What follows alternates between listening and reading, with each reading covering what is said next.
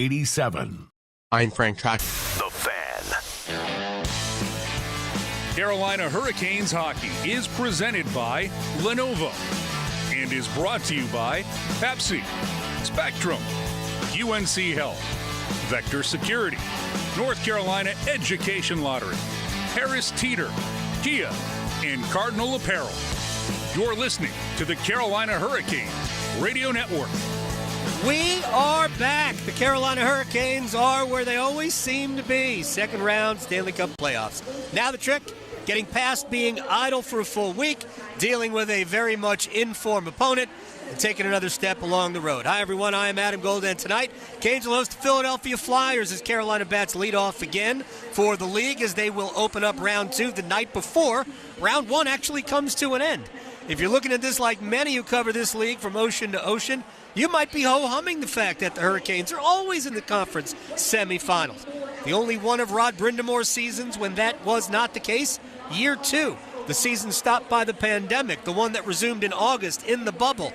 Carolina swept the Rangers out of the qualifying round, then were beaten in 5 by Boston in that tournament's quarterfinals. But when home venues are used, Canes are now 7-for-7 in reaching stage 2. More on how they arrived at this point in just a second. Facts are facts. It's easy to say that this is where Carolina always is, but it isn't true. Hurricanes have lost 3 different second-round series in the last 5 years. Tampa, 21. Rangers the following year. New York again 2 years ago. Reaching the second round isn't the goal. It's a step. And they will need to play a better series than the one they just survived in order to have the right to play another one. Philadelphia advanced to the second round in the bubble hockey summer, but before then it was 2012 when Peter Laviolette was the coach that they got this far. Meanwhile, it's been a week since the Hurricanes have seen an enemy. Who needs a refresher? Nice play here by Hall. Stankoven with a chance. He scores! Logan Stankoven opens the scoring in the postseason, and the Canes have a 1-0 lead.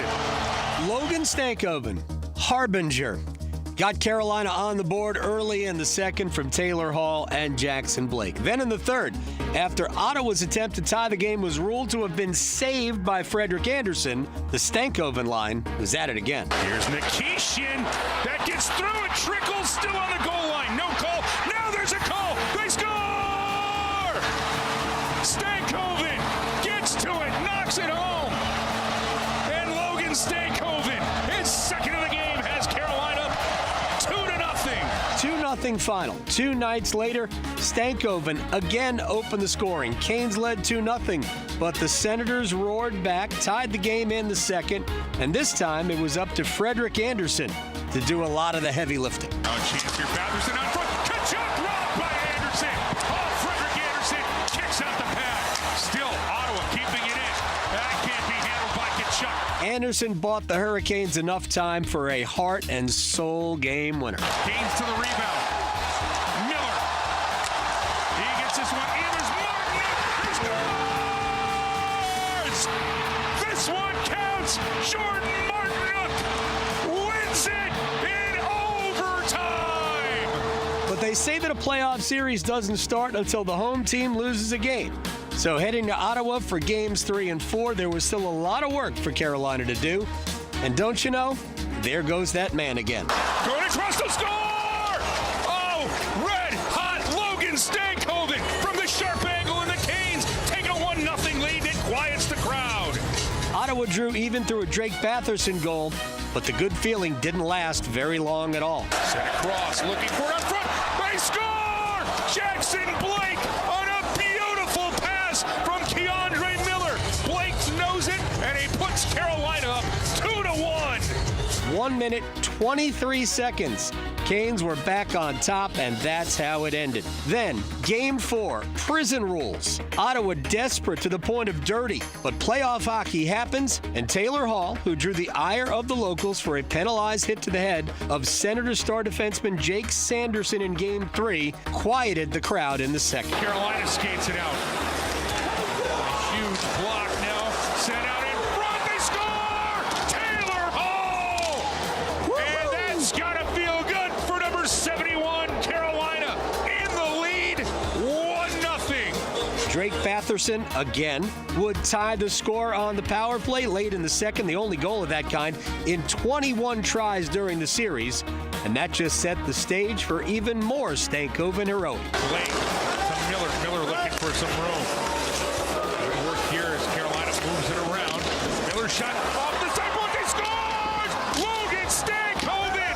4 games, 4 goals, and on the power play, the Canes have taken a 2-1 lead here in Ottawa in Game 4. All right, back inside Lenovo Center, I got Mike Maniscalco here. You tired of calling Logan Stankoven goals? Oh, gosh, no. I want it to keep rolling. I want to go 5 for 5. Unbelievable. I mean, the guy, he had a good year, right? He got 20 goals. But the opening round of the playoffs, it was that line just continued, and then all of a sudden it started producing at a top-line level. Yeah, and I think that it's not, we can all sit here and say we saw it coming, but really after the Olympic break, Adam, you saw that they were the line that was driving play night after night for this Hurricanes team. And then how much of a luxury is it when you really don't get much offense out of Sebastian Aho, Seth Jarvis, and Andrei Svechnikov, and you sweep a team because you have that Stankoven line clicking the way that it did? And what a series for Taylor Hall. Let me ask you this, Trip Tracy. Taylor Hall, fountain of youth? I know he's in his mid-30s, but he's playing like in his mid-20s. The priceless benefit of a full season in Carolina. He's in a different place than he was when he contributed after, being part of that huge trade last season. But having a full year under his belt, beloved by his teammates. Adam, it was before the first round. I was walking my dog and having a conversation. Not name drop, I just think people would find it interesting with Wayne Gretzky. Okay. And he said, because Taylor Hall had said to me, I should have been a Hurricane several years ago. And Gretzky said, well, just look at the way Rod wants to play. That's perfect for Taylor Hall, as opposed to a team that would sit back. And Jackson Blake, the other guy on that line, the game in Philadelphia, Game 81, when the Flyers were trying to clinch their playoff ticket, Jackson Blake, especially late in the game, was the best player on the ice for either team. It's awesome. So I feel like the Aho line's going to get going, especially when I look at career numbers against the Flyers for Aho and Jarvis. But I just want to see those 3 guys on the Stankoven line stay hot. I thought he was dropping the name of his dog, Frank, to be honest with you. I was expecting Good that point, too. Rick. Yeah, he's world on the famous trail. now. On the trail, he should have a security detail. All right, you guys sit tight. You're next, okay? We'll come back with the lineups and a little bit more. This is Canes Hockey on the Carolina Hurricanes Radio Network. How was your break?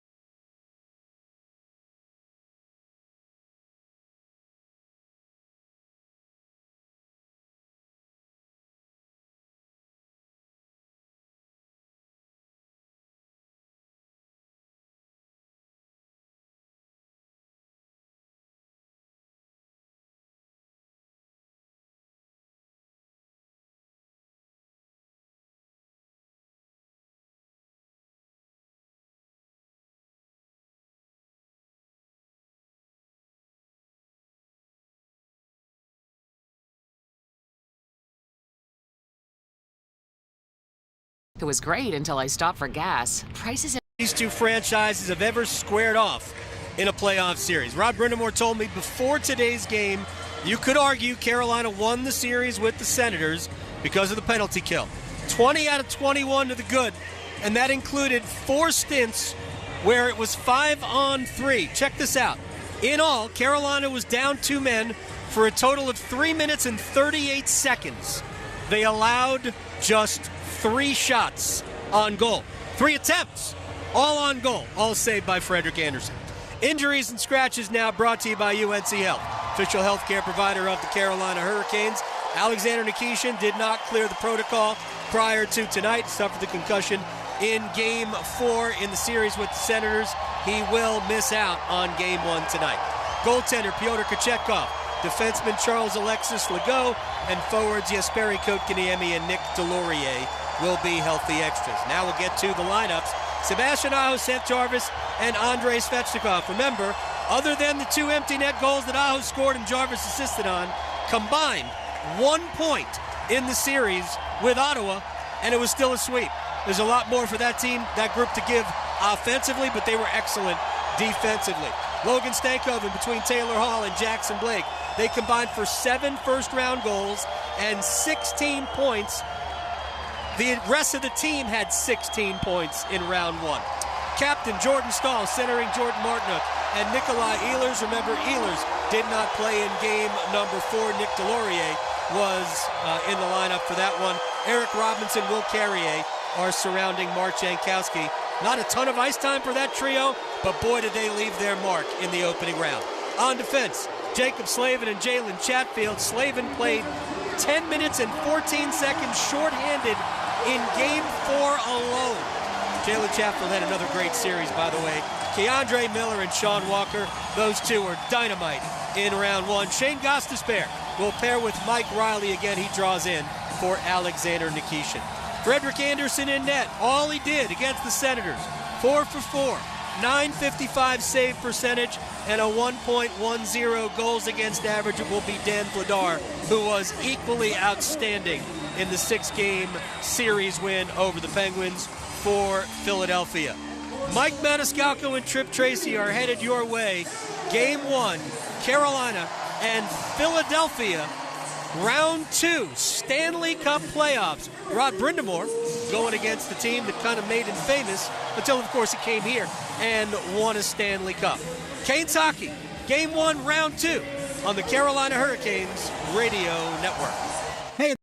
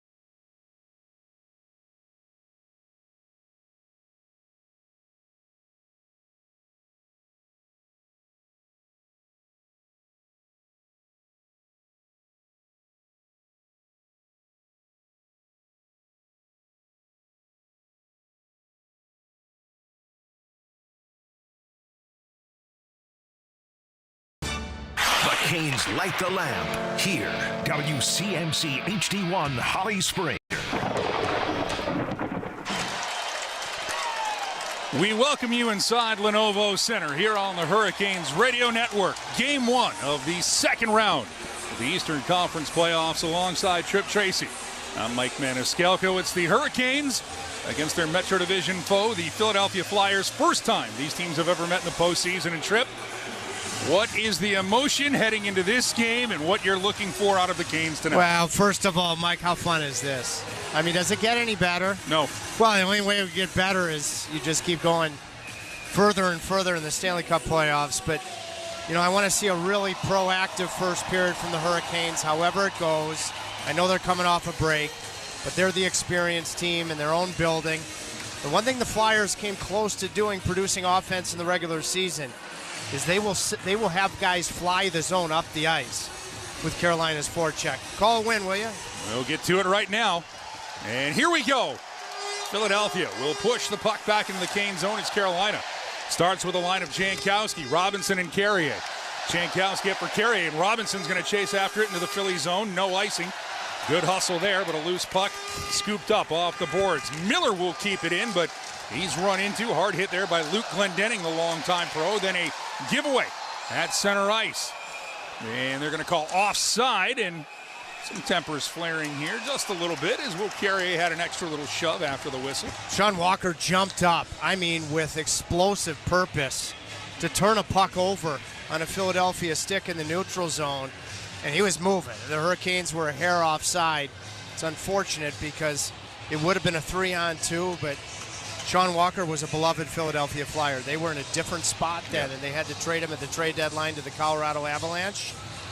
Well, he has been a spectacular Carolina Hurricane, especially this year with all of the injuries to the blue line that Carolina was able to persevere with. Out comes the stall line, and Philadelphia can bounce this one out to center ice. And Jordan Martinook will get to it. He'll take a hit from Konechny, and a loose puck will be bounced into the Flyer zone. Sanheim looks to clear, just gets it over the leaping Martinook. Philly in possession, not a lot of room here, and another whistle. And we'll bring this face-off back into the Carolina Hurricane zone. Well, this is an early defensive zone draw for Carolina, and I'll tell you, Philadelphia, Ottawa was a premier face-off team. So too is Philadelphia. Yeah. Why? Because they've got righties and lefties, and I'm not quite sure why this is a defensive zone draw, but you're going to need a big face-off series because the Flyers are really good, led by Sean Couturier. Now here's a nice win for Sebastian Aho, and flung out of the zone by former Flyer Shane Gostisbehere. Svechnikov with a heavy hit to start the activity. Puck goes out in front. Canes will get to it. Mike Riley, who's in for Alexander Nikishin, who of course suffered that big hit in game number 4 against Ottawa. He was in the concussion protocol, and this is going to be icing here on the Flyers. So no Nikishin tonight. Mike Riley steps in. I thought Svechnikov was excellent, just didn't get rewarded in the first round. In the first really big hit of this young series on Rasmus Ristolainen, who with Travis Sanheim, I mean, that has been an outstanding pairing for the Flyers. A good hit from Svechnikov. Just below the Philadelphia goal line, and Stankoven line on the ice. Carolina wins the draw back for Gostisbehere. And send it behind the net of Dan Vladar, who had quite the opening round against Pittsburgh. Canes do it. Blake to Riley, scores! Deflected out in front. Carolina gets the first goal of the second round of the postseason. And the Canes get the reward you're looking for. Stay flammable. Logan Stankoven in his line. I mean, this was an absolute blazing shot from just inside the blue line to beat Vladar on the blocker side. Stankoven had started it all by winning the draw with the help of Jackson Blake. The Flyers had somewhat of a chance to get the puck out, and the Hurricanes' defense held the line aggressively. Riley got to the middle, and Stankoven's stick was at the hash marks. Just a tremendous tip. Mid to high blocker, that tip from Stankoven. That was a beauty. 5 for 5 for Logan Stankoven. 5 postseason games, 5 postseason goals, and 4 of the 5 have started the festivities. My goodness. You need to cook a steak, just put it near Logan Stankoven right now. He is at 800 degrees. And now Philadelphia will work this into the Kane zone. Slavin will take the hit. Bounced along the boards. Aho will knock it down. Aho through center ice. He'll wave this one across for Jarvis. His pass will get knocked down, and Philadelphia can clear it out. My goodness, Logan Stankoven. What a great tip. Another icing here on Philadelphia with 17:41 left in the first. Partner, way to set the tone, you legend. And but Mike Riley, he's done it again. Because he's the guy that gets to the middle to make that shot more dangerous and even allow Logan Stankoven to score the first goal of a game again. And a really good look at the tip. The shot from Riley was going right into the Flyer crest of Vladar.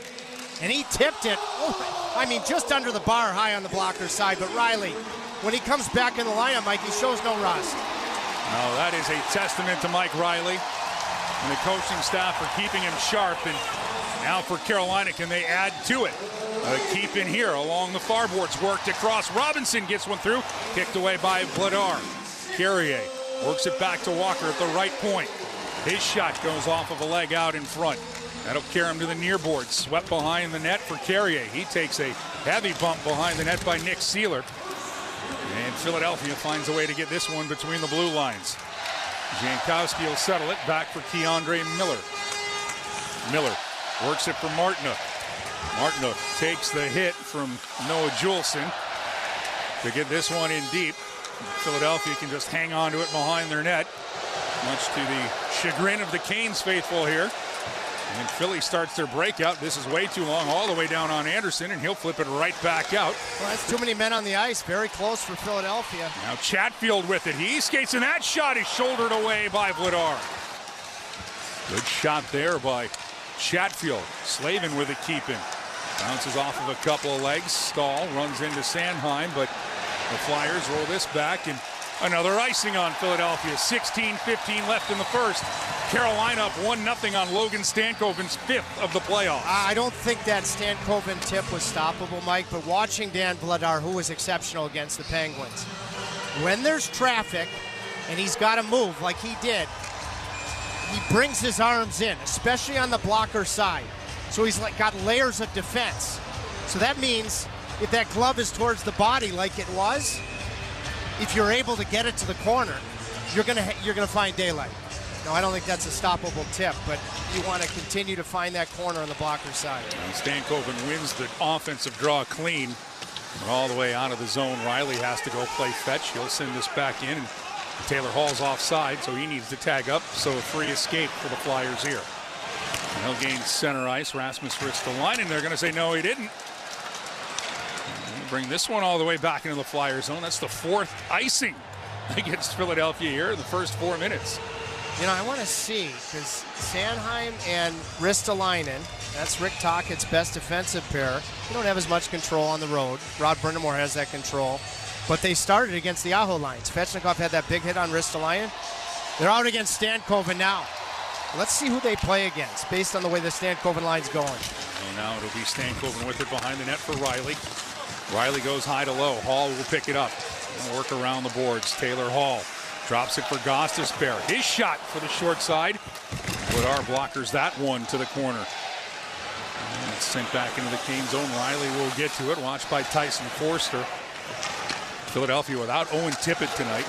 He's out due to injury. He is a big part of their offense with how he can play. So he had a goal and an assist against Pittsburgh. 28 goals in the regular season, missing from Rick Tocchet's lineup. I think the most gifted finisher in the last couple of years for the Flyers against Carolina is Owen Tippett.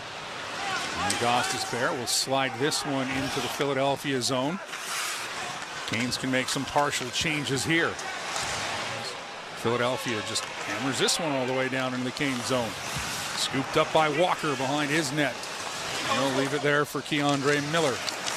Miller hands it off for Aho. Aho over his blue line. He'll send this one across with some speed. Shot put right on, and another shoulder save there by Vladar. Second opportunity, that doesn't get through. Walker's been good early. He's the guy just drifting along the Philadelphia bench. The challenge Vladar hide in the blocker there. Heavy shot. Carolina works it back into Svechnikov. He's bothered there along the boards, and it'll be Porter Martone, the rookie. Played 9 games in the regular season, had 10 points. 4 goals, 6 assists, 2 goals in the opening round matchup against Pittsburgh, the Michigan State product. He fell off. I mean, he is going to be a special player for a long time, and he doesn't seem to be dazed by the moment at all. But I thought his play did drift a bit late in the series against Pittsburgh. Let's see what it is here in the second round. What a future and present for Mortone. They flip out to the Philadelphia blue line. It'll be worked up for Couturier. He'll lose it, and Robinson will tip this one in. Carrier looking for someone to hit. He was a heat-seeking missile in the first round with 26 hits against Ottawa in those 4 games. If you do the math, and I am no math major, that is over 6 hits a game for Will Carrier. Stahl finds a way to get this over his blue line. Philadelphia right back on it. Konechny rims this one around the boards from the far to the near boards. Tipped back, and good stick work there by Martinook to find the puck back into the Philadelphia zone.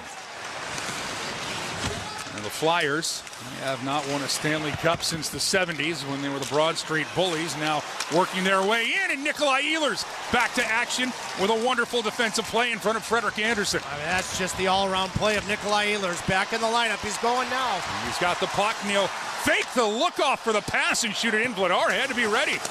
Oh, sneaky, sneaky Nikolai Ehlers. Yeah, your defensemen were caught. That's a heck of a play from Ehlers defensively. And now Philadelphia offside with 12:51 remaining in the first. Carolina, thanks to Logan Stankoven. All he does is score game-opening goals this postseason. 1-0 Carolina, 12:51 left in the first here on the Hurricanes Radio Network.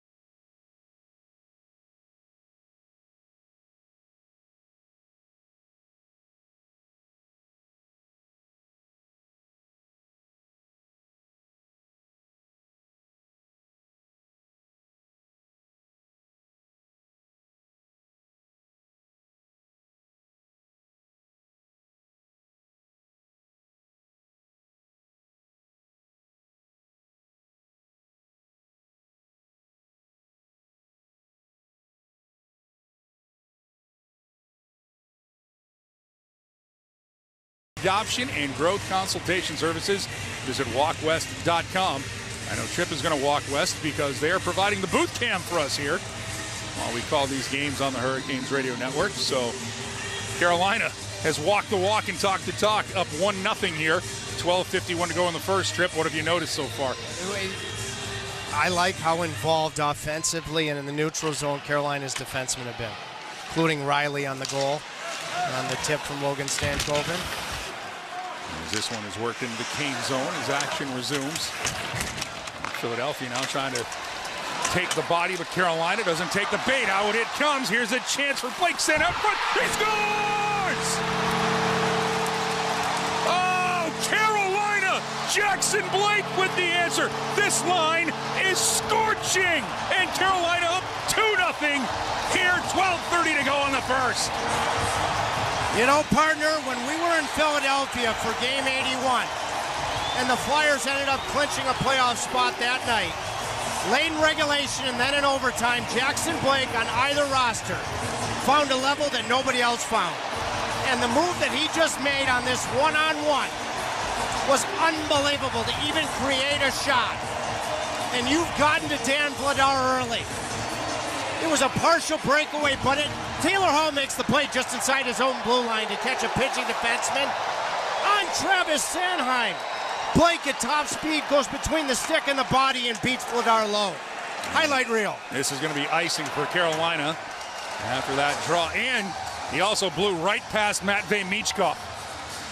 And that line is just the synergy that they have with whoever's the defensive pair, but the three up front has been unreal this postseason. Well, it's my belief that Rick Tocchet, after the Stan Koven line scored the first goal, he moved Sanheim and Ristolainen against that line.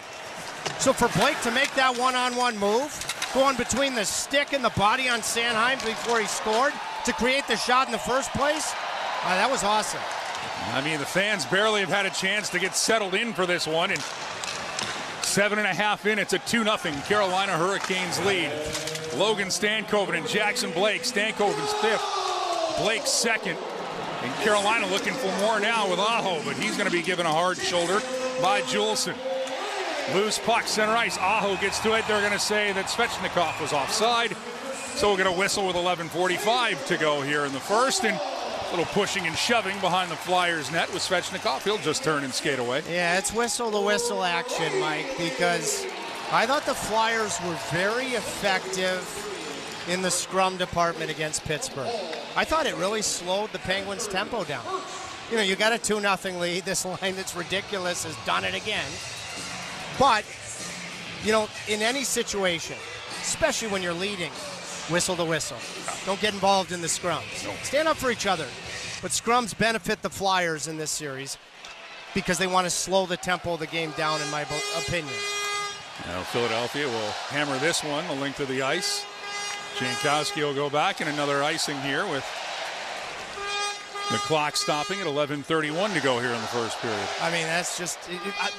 now that I've talked about Jackson Blake beating a Canadian Olympian in Travis Sanheim on that goal, Taylor Hall, what a defensive play. We saw Nikolai Ehlers make a heck of a defensive play earlier.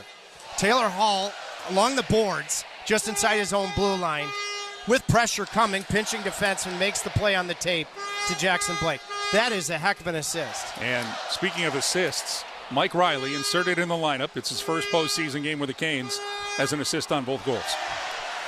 Well, that's the way to jump right into the deep end if you're Riley. He's done it before. He did not dip the toe in. No. He has gone right off of the high board. And here's Gostisbehere with a shot. Glenard with a good save. And now, here comes a little bit extra. Jankowski takes a stick up high. And I think that Mark Jankowski is going to draw a power play for Carolina here with 11:26 to go. Well, Nick Seeler got his money's worth with that cross-check, let me tell you. And, I mean, up high on Robinson, TJ Luxmore with the announcement. Philadelphia penalty number 24. 2-minute minor cross-check-in. Luxmore working this game with fellow veteran Kelly Sutherland, and those are two really good ones, let me tell you. If the Canes put the biscuit in the basket on the power play, get a free Bowberry biscuit at participating Bojangles tomorrow morning. Bojangles, it's bow time, and it is a Powerball power play for Carolina. The face-off's won by the Flyers, and they'll fling this the length of the ice. Anderson will leave it there for Shane Gostisbehere. In the series against Ottawa, Carolina was 2 for 15. In the regular season, 24.9%. Flyers' penalty kill was 22nd overall in the regular season. They were 16 of 19 against Pittsburgh in the first round. As Carolina finds his own entry here, Svechnikov across for Aho. He'll have it at the right wing circle. Back for Svechnikov. He goes low to high to Gostisbehere. Back for Svechnikov. Carolina. Gostisbehere. Redirect by Jarvis, but that's knocked wide. Just missed on the glove side, that tip from Jarvis. Now Gostisbehere with it. He'll hand this one for Ehlers. Ehlers plays it off the end boards. Jarvis right back to Ehlers. Skate to stick. At the left wing circle, kept in by Gostisbehere at the left point. He'll walk the blue line a touch. Now worked out for Aho. Gets the shot through. Rebounds available. Svechnikov trying to come up with it. Couturier banks it for Sanheim. This will be worked back around by Cam York. Carolina trying to keep the pressure on. A chance to clear, and it'll just jump over the blade of Nikolai Ehlers. Now you got some tired penalty killers for the Flyers. Now Ehlers trying to catch the Flyers in a bad change. He'll carry it back in and get it to Gostisbehere. Halfway through the first period. 34 seconds left on the power play. Gostisbehere lets it go, and that goes just wide. Vladar might have gotten a piece with the glove. Canes keep it in. Gostisbehere again. Aho, side of the net to the left. His pass, though, is going to be deflected And a lucky fan from Raleigh. It's been a while since they've gotten one, but it's the playoffs. They're sitting close to the ice. You know, that group did not convert, but Svechnikov, Jarvis, and Aho had some really competitive puck retrievals on 50-50 pucks in their first power play attempt of this series. The switch will be made to the other group now, but love to see that fire because you can't have a successful power play without puck retrievals, and they had that dimension covered with some good looks.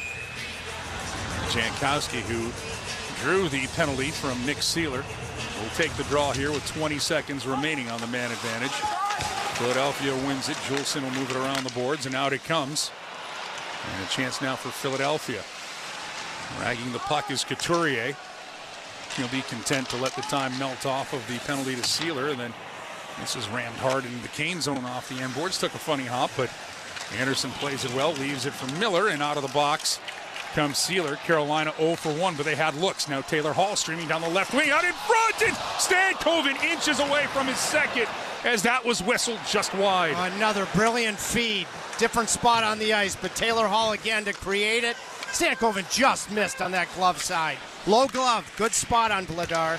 Now Stahl with a good finish as he comes across on Christian Dvorak, and we'll get a whistle here. A hand pass, and that'll bring the puck outside the Kane zone. 8:58 remaining in the first. Carolina up 2-0 on the Flyers here in Game 1 of the second round of the Eastern Conference playoffs here on the Hurricanes Radio Network.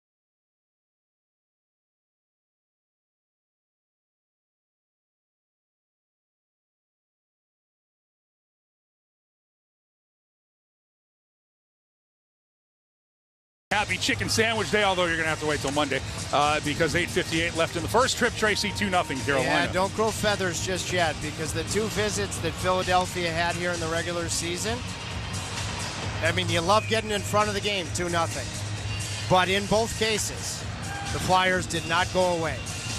Both games went to extra hockey, so it's a great start, but it's going to take 60, no doubt about it. Oh, this is a pesky Flyers team. They just keep coming after you. I see a lot of similarities with where Carolina was, say, maybe 4 or 5 years ago with where Philadelphia is right now. They're playing the role of Carolina in the 2019 first round against the Washington Capitals when the Caps were the defending Stanley Cup champions. Carolina respects Philadelphia and what they've done. They're going to be fine. That's a key piece. Respect them, and they have so far. Svechnikov with it for Carolina. He'll twist in the middle of the rink, now work his way into the Philadelphia zone. Aho right back to Svechnikov, tries to sweep at it. That was blocked there by Sanheim. Carolina creates a turnover, but Aho couldn't settle it down, and the loose puck will be sent back in and given a bump. Was Alex Bump. Get it in deep. Philadelphia. It's the first time they have a shot that's winged just wide, and Anderson got the shoulder to it. Carolina will get the clear. As Philadelphia is credited with just one shot on goal We are 12 minutes and 15 seconds into this first period. Anderson has learned the discipline of not seeing a lot of shots during all of his time as a Hurricane and done the things necessary to stay sharp. Easier said than done. Penalty coming up here to Carolina, though, so Philadelphia going to get a power play. Looks like Sealer is caught up high. A high stick. I think it's just going to be a minor. Carolina penalty number 48, 2 minutes for high sticking. That's where it is. Kelly Sutherland, and it's an offensive zone penalty against a key penalty killer. You know, big story in this series. Carolina had some pretty good looks on the lone prior power play. The Flyers' power play has not been deadly, threatening. Boy, I'll tell you, I looked at the replay, and I'm not sure if that was deserving of a 2-minute minor, but you move on. This is something that... well, you know what? You know what Sealer did? Yeah. He grabbed Martinook's stick with his left glove and thrust it into his face. Yeah. That. Well, this goes that's back where to... you can't have this. That's a form of embellishment. You can't do that. That's just disrespecting the game. He grabbed Martinook's stick, which was parallel, but not contacting the face. He grabbed it with his left hand and thrust it into his face to draw the penalty. It goes back to a point that Rod Brindamore made this week about replay and getting a look at those kind of penalties. Right now, Carolina's penalty killers, who are magnificent against Ottawa, have to go to work here. Philadelphia, they had the 32nd ranked power play out of 32 teams in the regular season, and this shot will be deflected by Slavin over the glass into the netting. You know, you got to worry about continuing with what has been the definition of a stylish penalty kill, but, you know, either way, the film doesn't lie. And just like, I don't know if Ridley Gregg's ever going to get the respect back of his fellow player, referees are going to take a look at what was done there to make them look silly. Yeah. And that's not going to be a good look. No, not at all. But right now, your first step, because you love the movie What About Bob, your baby step, which is a big step here, that great movie, is to keep going with this outstanding penalty kill from the first round. I'm a bigger fan of Richard Dreyfuss and Jaws, but no, it is a good movie. That being said, Kane's penalty killing in the first round trip was 20 of 21 regular season, operated at 80.5%. Flyers, their power play, as I told you, 32nd, just 15.7%. They were 2 for 17 against Pittsburgh. Yeah, they just created a pretty good opportunity, you know, in the bumper position, and you know, it was Slavin up top with Carolina's penalty killing pressure, tops of the circles, interior of the rink. It got his stick on a shot. Well, with Martinook in the penalty box, Jankowski takes his spot with Stahl, but the Flyers win the draw. A little heavy shove there by Slavin along the boards, trying to get the puck free, but it'll be kept in. And turning here is Noah Cates. Cates plays it along the near boards. It's away from the benches. On the penalty box side, it's the right wing circle, kept in. Now it's Drysdale for Cates. That'll be blocked by Slavin. Into the corner it goes. Slavin moves it to Chatfield, but Drysdale fumbles it at the blue line, and Carolina can change. Slavin doing it again. It was just his birthday. Happy belated birthday to Jacob Slavin. On Friday, and Carolina will get to a loose puck and zip this one back into the Flyer zone. Now Aho will take it away from Vladar. It's Aho and Jarvis. This shorthanded doing. Jarvis with a sharp angle, and that one danced across the goal line. Boy, that quick release from Jarvis. These two magical shorthanded contributors, Aho and Jarvis. Quick release, quality stop Vladar on the blocker side. Now 6 minutes remaining here in this opening period. 2-0 Carolina. And now 25 seconds left in the penalty to Jordan Martinook, and the Canes penalty killers send it out. Philadelphia sends it back in, but risks the line and ices the puck with 21 seconds to go in the kill for Carolina. Right now, we know who's carrying the load, and then some, offensively. But I'm telling you, when you look at chances, both at 5-on-5 and now shorthanded, Aho, Jarvis, Svechnikov. Svechnikov has been really good consistently from game one against Ottawa. But Aho and Jarvis are close. They had a good look before the first goal of the game. And then on the shorthanded try there, Jarvis But a sharp angle shot through as we're in the waning seconds of this penalty kill, and Jankowski will get to this one and smartly send this one all the way down on Vladar. And out of the box comes Martinook. The Canes penalty killers do the job. But now a chance for Philadelphia. It's broke through, and Anderson sees the shot that's ripped on by Couturier, and he'll hang on and get a whistle. Those are the saves you got to have. Really a power play that didn't create, and it's Philadelphia captain Sean Couturier. Anderson knew that Couturier, because he's not gifted at this stage of his career with a ton of speed, was going to shoot. He really challenged, and then Riley, love him in his first period, stands up after the whistle. 5:22 remaining in the first. 2-0 Carolina over the Flyers here. You're listening to Canes Playoff Hockey on the Hurricanes Radio Network. For more than 20 years, Lenovo has called North Carolina home, powering technology that drives progress and connects our communities to the world. That same innovation fuels the fan experience at Lenovo Center, home of the Carolina Hurricanes. From the roar of the crowd to the speed on the ice, Lenovo is proud to capture and celebrate every moment with Canes fans. Together, we're building a future of energy, excitement, and connection. Learn more at Lenovo.com. The best way to follow the Stanley Cup playoffs is here. The NHL app is your place to get every highlight from every game of every series. Behind-the-scenes playoff content you won't get anywhere else. The most NHL Edge advanced stats, keeping you up to date from round one through the Stanley Cup final. When it comes to following the playoffs, don't settle for anything less. The Stanley Cup playoffs are better on the NHL app. Hear that? That's the sound of digital instants from the North Carolina Education Lottery. With instant wins, progressive jackpots, and bonus games right from your phone. It's non-stop chances to win like you've never seen or heard before. Oh, yeah! Big money! Visit nclottery.com to get in on the action. Must be 18 to play. See prize and odds charts at nclottery.com/digital-instance for details. Problem gambling helpline 877-718-5543.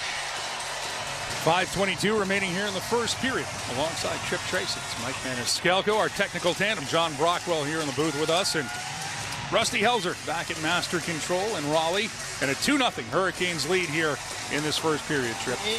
Defensive zone draw. This tells you how much Rod Brindamore, because he's got last change, trusts the overall game of the Stankoven line. So he goes second. You know, he's matching lines. But he wouldn't start him in their defensive zone if he didn't fully trust the complete nature of this group that has scored both goals for him. And it goes along the boards in Carolina. It's going to sweep this one out. Tipped up by Hall just inside the boards. Now here comes Stankoven trying to get a step in that shot right on. The blocker saved by Vladar.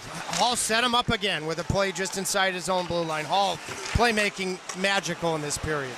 Now Hall trying to kick it back for Gostisbehere. This one will spill over the Philadelphia blue line, and a heavy hit delivered by Riley. And they're going to penalize, it looks like, Mike Riley for that hit as he comes across and delivered it on Michkov. Yeah, I couldn't tell if... Carolina penalty, number 6, 2-minute minor, cross-check-in. They called a cross-check. I'll tell you what, first of all, I couldn't tell if Michkov turned to put himself in a vulnerable position. It was between the Flyer blue line and the red line. I mean, Riley has had an extremely impactful first period. And so he stepped up. I mean, to be truthful, Riley, you know what, he saw numbers, I think, for a considerable period of time, and he still came up high on Michkov. And that's deserving of a penalty, no doubt. Well, the second time Carolina's got to go to work on the kill, and then Chatfield with a good play as this puck swiveled in front of Frederik Anderson, and then Carolina will slide this one all the way down the ice, forcing Philadelphia an opportunity to get a zone entry. Flyers had no shots on their first power play opportunity. Bouncing puck to be kept in. Drysdale. To the right wing circle it goes for Philadelphia. Canes looking to clear, kept in. Drysdale. And move it across, get it right back. And we'll shuttle this one. Trevor Zegras, talented offensive player, gets it to Porter Martone. Martone He's dancing with it. Chatfield forces him to play to Zegras. Now here's a shot. Drysdale elevates over the top of Anderson's net. Yeah, that was a block from Martinook and almost went off Martinook's leg and beat Anderson high to the glove.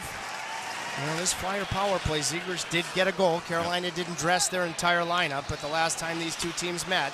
And now it's Aho out there. You know, he'll be looking to get something going with Jarvis. Instead, Walker will get this one going out of his zone back into the Flyers' end. 40 seconds remaining on this penalty kill opportunity for Carolina. Ristolainen will move this one around. Jarvis chips at it up for Aho.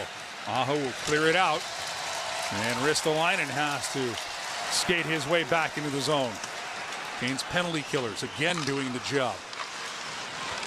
Work to the Canes blue line, but offside are the Flyers with 22 seconds to go here in the penalty to Mike Riley. You know, in Adam Gold's pregame show, and Adam's hot stove with Seth Jarvis, who kills penalties, had a shorthanded chance earlier in the period. Seth Jarvis went out of his way to speak about Tim Gleason, who runs the penalty kill.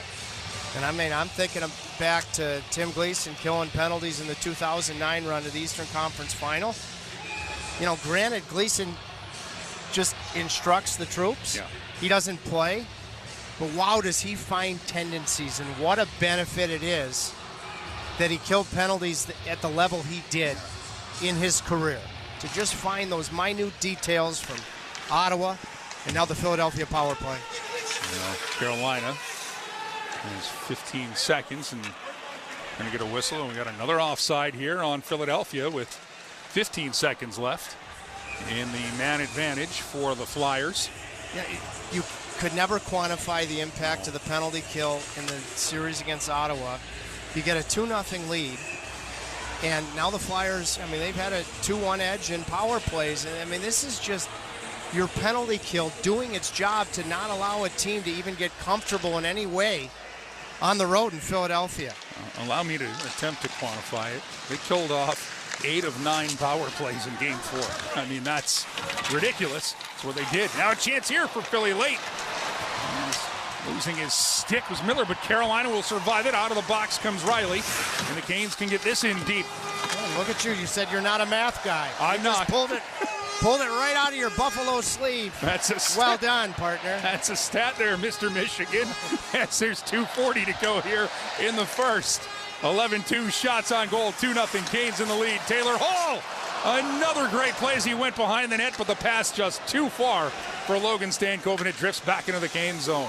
Very important to finish these last 2.5 minutes of the period properly.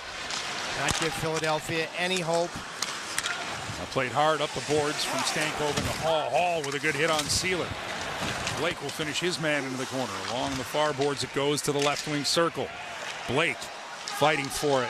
Stankoven, he'll stick his nose into it. How many 50-50 battles does this combination lose? Not many as it's set up for Stankoven. Now Hall, back for Gostisbehere. Just inside the blue line, Gostisbehere bothered by Couturier, no call, and Philadelphia is going to hustle the other way. Trying to get a 2-on-1. Low shot puts through, Anderson makes the save, and Carolina clears that to safety as Couturier got that going with Hathaway. Canes now back on the attack. 1:38 to go. Dropped here for Slavin. Left wing circle, side of the net. Blake tried to go through the skates but couldn't get the handle. And Philadelphia just flings it out of the zone. You got a 2-0 lead. Gostisbehere cannot try to make that play at the offensive blue line. And Frederik Andersen hasn't seen many shots, but the Couturier breakaway after a Philadelphia power play, and then this turnover from Gostisbehere at the offensive blue line, these are huge stops. Yeah. They can swing the pendulum of a period and potentially the game. Couturier probably has been Philadelphia's best offensive player. He caused the turnover at the blue line on Gostisbehere. Stahl wins the offensive zone draw. The shot by Chatfield's blocked. And this one will just find a way out over the Philadelphia blue line. Chatfield settled it down, got it back in, and the Flyers look to move it out. As Drysdale works this one in to the side of the net of Frederik Andersen to his left. Goal line extended. Oh, good play by Jordan Stahl. Using that size and strength to get the puck to the boards and keep it in a scrum over there. Carolina trying to chip it free. Worked out by Philadelphia. Getting to it, Slavin. And he'll find Svechnikov. Svechnikov up for Martinuk. Martinuk into the Flyers zone, trying to get it back for Svechnikov. It goes behind the net. 37 seconds left in the period. Svechnikov, he'll get his own rebound. Backhand. Vladar with a massive save. His best of the period with 32.7 seconds left in the first. Svechnikov has just got to keep going. He's been buzzing. He's been disciplined. This whole thing started, the eventual Svechnikov chance, with Jacob Slavin drawing 2 Flyer forecheckers below his goal line. And he's so smart that he knows that's a breakdown in coverage with 2 guys coming to him, and makes a pass right on the tape, on the half wall on his own end, to generate not only an easy breakout, but a transition chance with numbers, and eventually Svechnikov a real quality opportunity in front. He'll stay out. Aho and Jarvis will join him.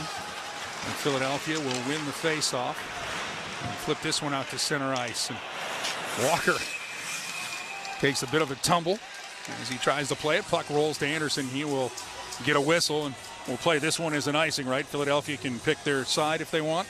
Yeah, and they will. Let's see if they leave Couturier on the ice. I mean, I think he has been, it's not what Philadelphia needs, but he's been their most dangerous offensive player in a Carolina territorial period. And he's going to go off the ice. I mean, Sean Couturier, late faceoff here. He was over 70% of the faceoff circle in round 1. This will be Zegras. Against Aho. Zegras has gotten better in the faceoff circle. So the 2 offensive lines going to work here. Philly wins it. Ristolainen jumps in along the left wing boards. He'll turn. Ristolainen, he'll feather that one through the blue paint as 2 Flyers were parked on either side of Anderson, but Carolina moves it to safety as Walker with it. 7 seconds to go in the period, and his pass intended for Jarvis just misses. Now Philly with a chance. 1 second left. Excellent defense by Keandre Miller, and Carolina will take a 2-0 lead into the locker room. Keandre Miller just bailed out Sean Walker because late in the period, 2-0 lead. Walker could have just skated a puck in the neutral zone, tried to hit a posted-up hurricane at the offensive blue line, led to a turnover, and Keandre Miller, who has that rangy stick, prevented what would have been a pretty decent chance. That's partner supporting partner. And a 2-0 Carolina first period. That torridly hot line just keeps on grooving. Goals by. Guess who scored the opener? Logan Stankoven. His 4th game opening goal and 5 for Carolina, his 5th of the postseason. And Jackson Blake. Adam Gold will have your intermission report. Shane Willis will join him coming up. And after 1 period of play, the Carolina Hurricanes in Game 1 of the second round of the Eastern Conference Playoffs have a 2-0 lead over the Flyers. You're listening to Canes Playoff Hockey on the Canes Radio Network. Hey, hockey.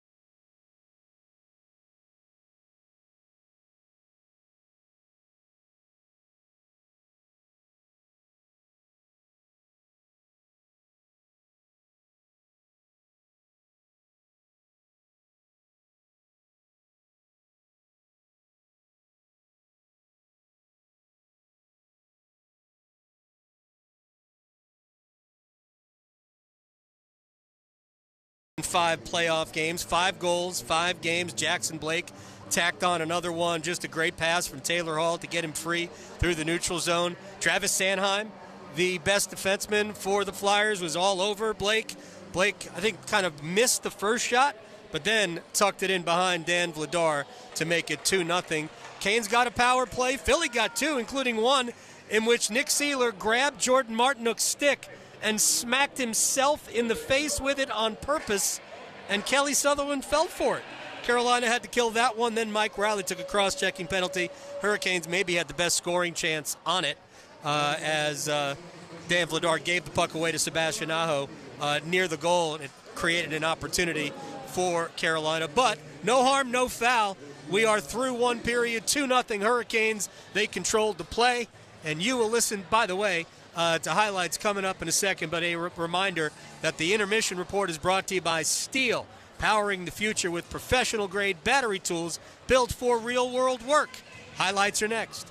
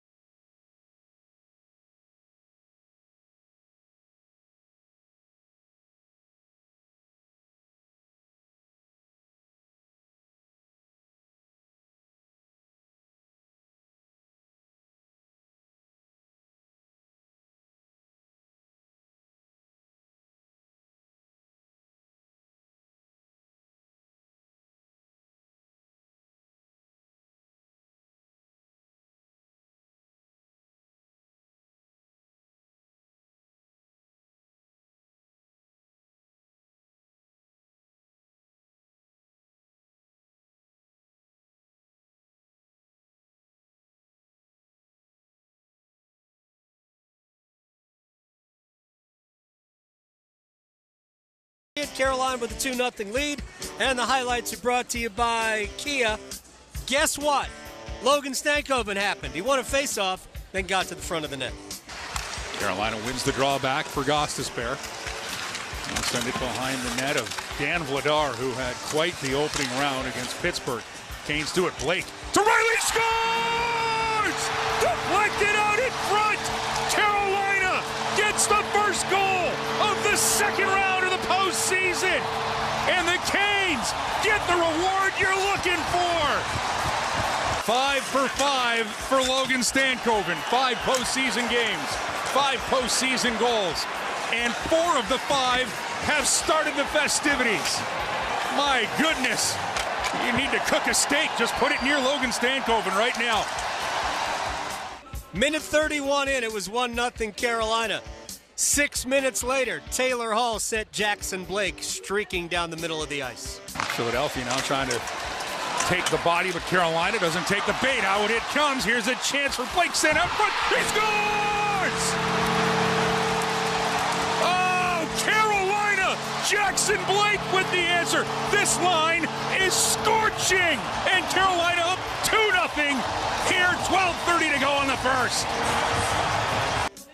Great pass by Taylor Hall to get Blake going. Mike Riley with a couple of assists on the night. Freddie Anderson didn't have a lot of work, but Sean Couturier tested him here late. Gostisbehere bothered by Couturier, no call, and Philadelphia's going to hustle the other way. Trying to get it 2-on-1. Low shot puts through. Anderson makes the save, and Carolina clears that to safety as Couturier got that going with Hathaway.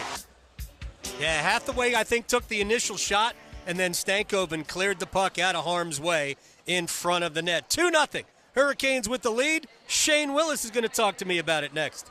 To us, every moment matters.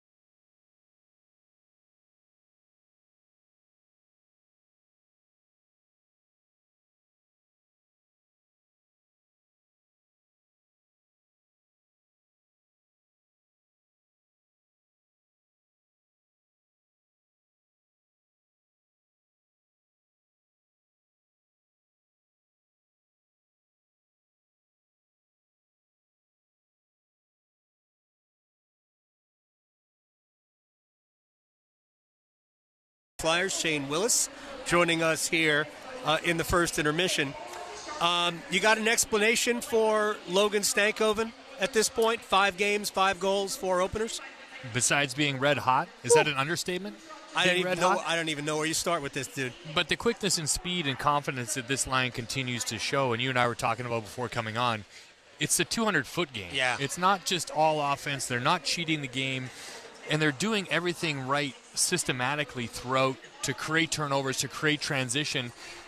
And the one thing as you go into the playoffs, what do we always talk about? Well, who's going to win those net front battles? Who's going to get those tip-in rebound goals?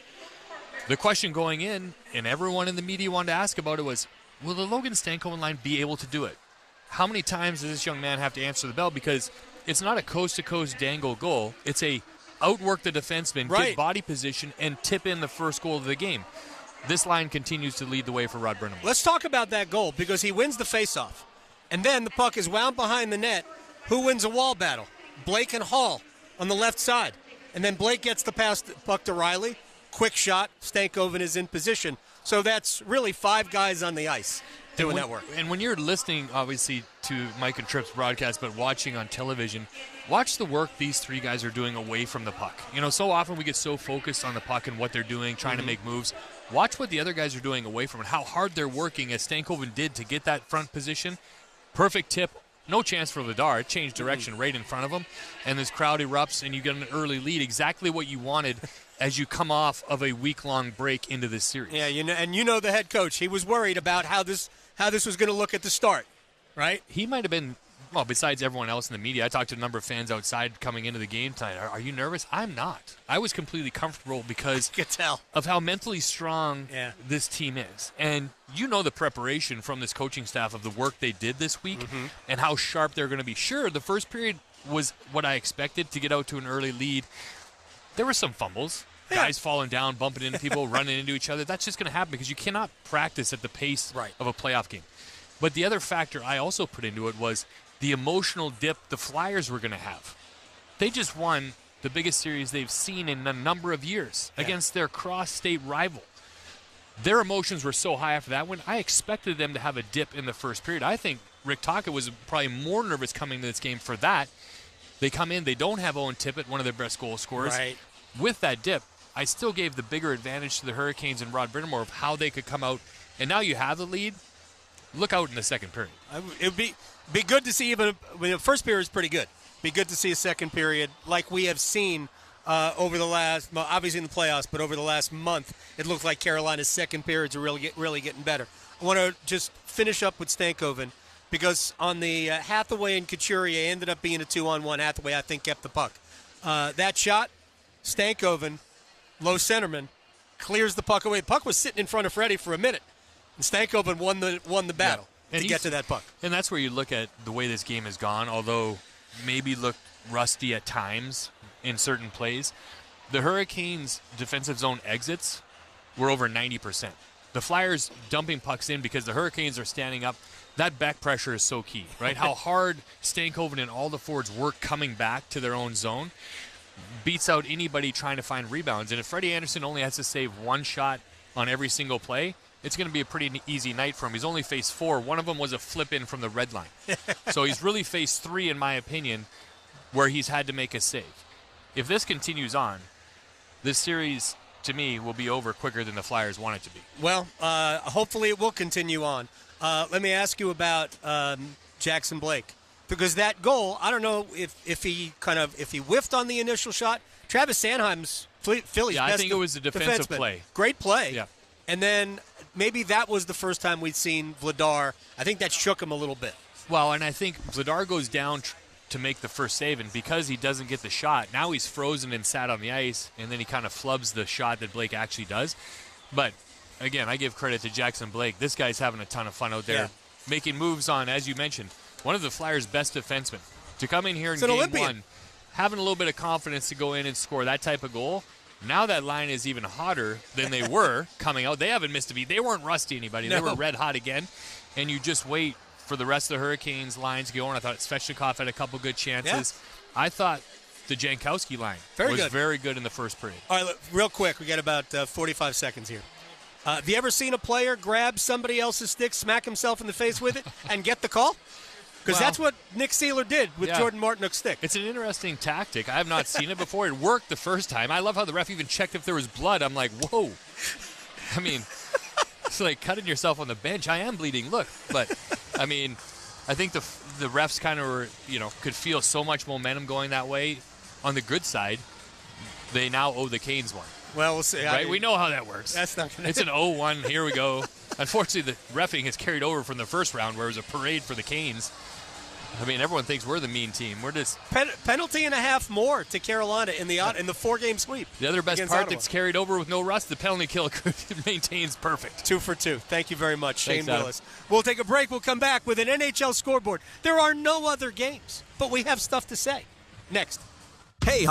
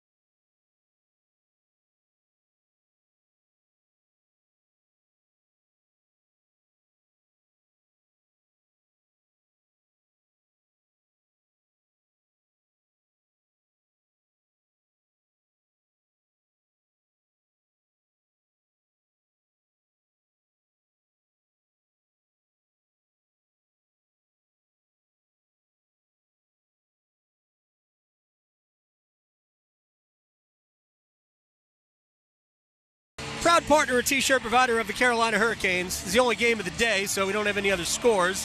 So how about this? Here's Carolina's full second round schedule against the Flyers. Game 2 Monday, 7 o'clock right here at Lenovo Center. Thursday, Game 3 in Philadelphia. Saturday, a 6 o'clock start for Game 4. Then Monday, Wednesday, and Saturday, all if necessary, as the Hurricanes and Flyers schedule is already mapped out. Mike and Tripp will have period 2. I am Adam Gold. The Hurricanes have a 2-0 lead, and I will see you after 2. For almost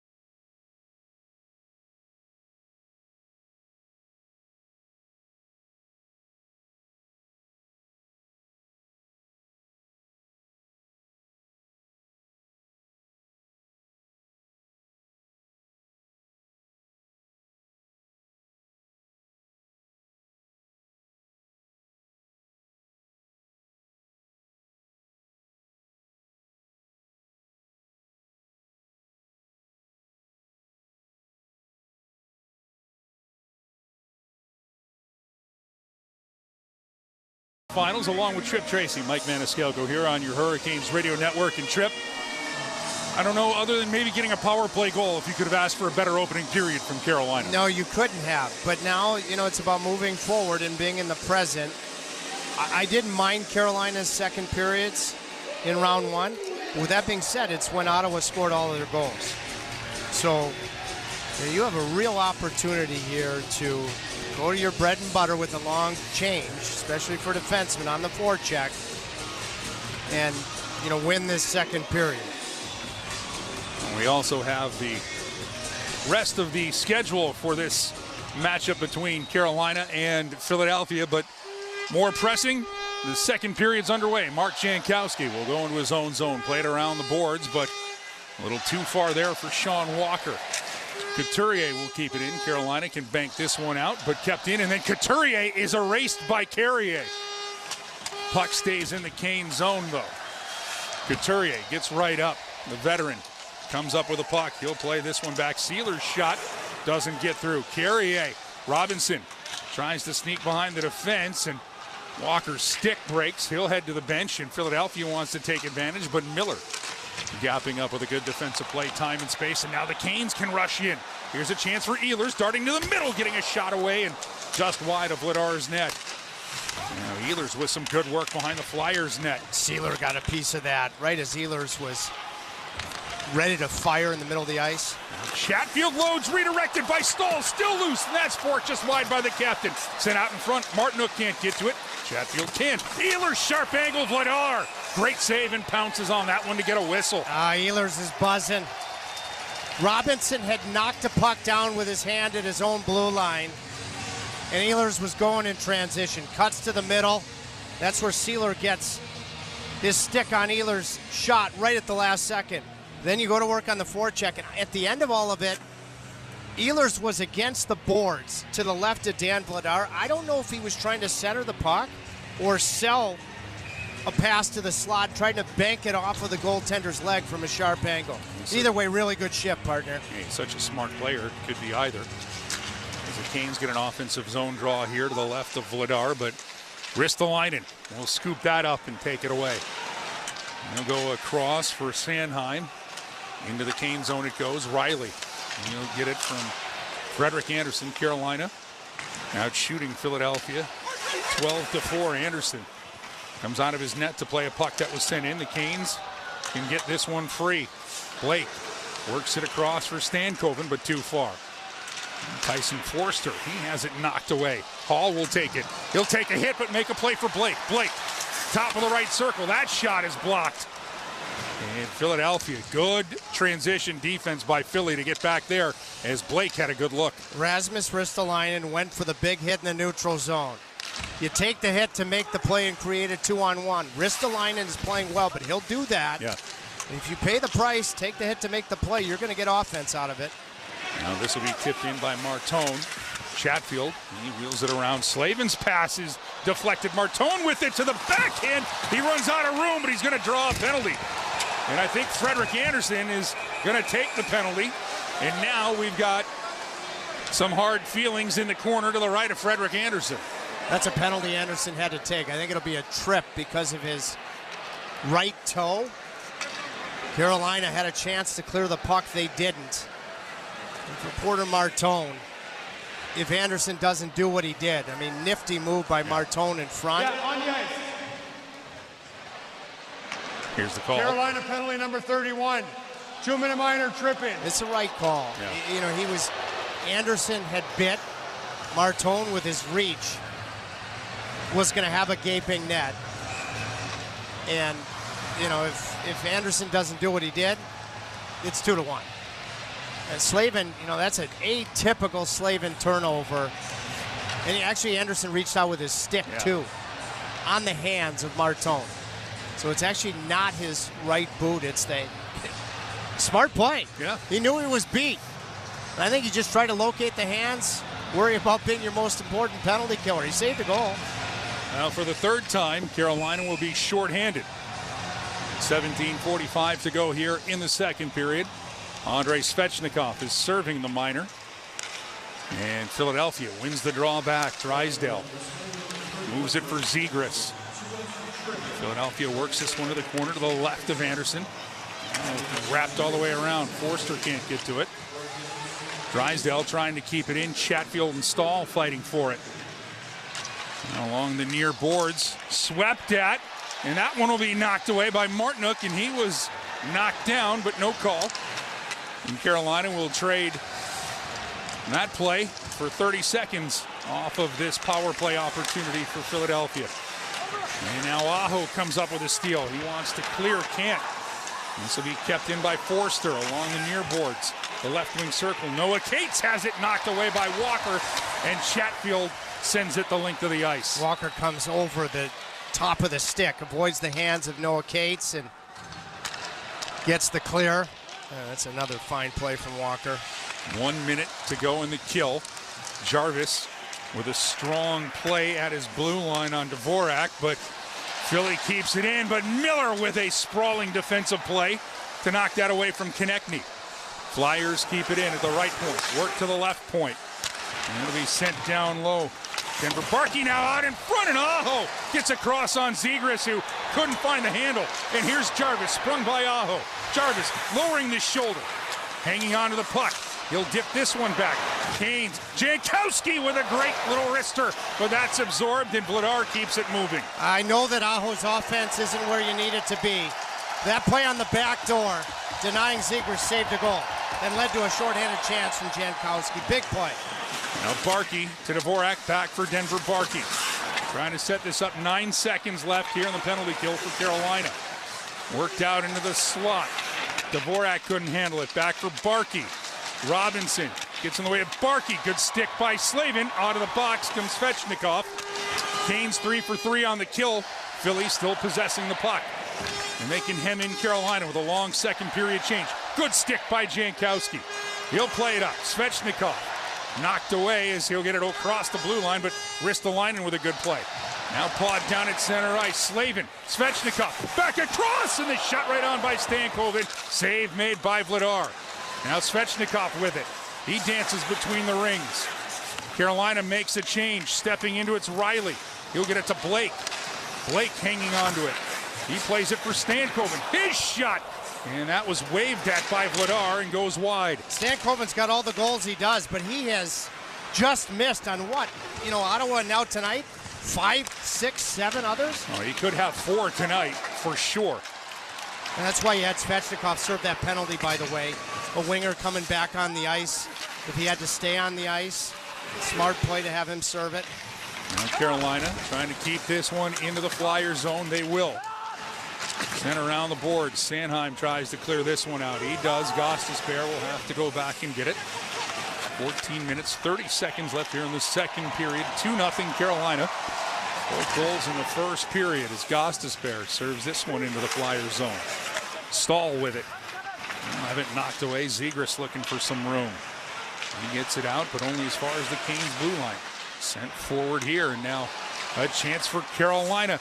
Jumping in on the play. Walker sends it across, but good stick defensively. We'll stop the Canes' offensive chance here, and Philadelphia with a clear. Canes have got to get back to good puck management hockey. They haven't been that sharp with it in this period.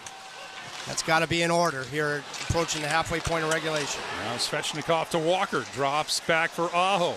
Aho looks, tries to get a shot. That goes off the skate of Ristolainen. And Ristolainen will pick up the loose biscuit and look for a little bit of room.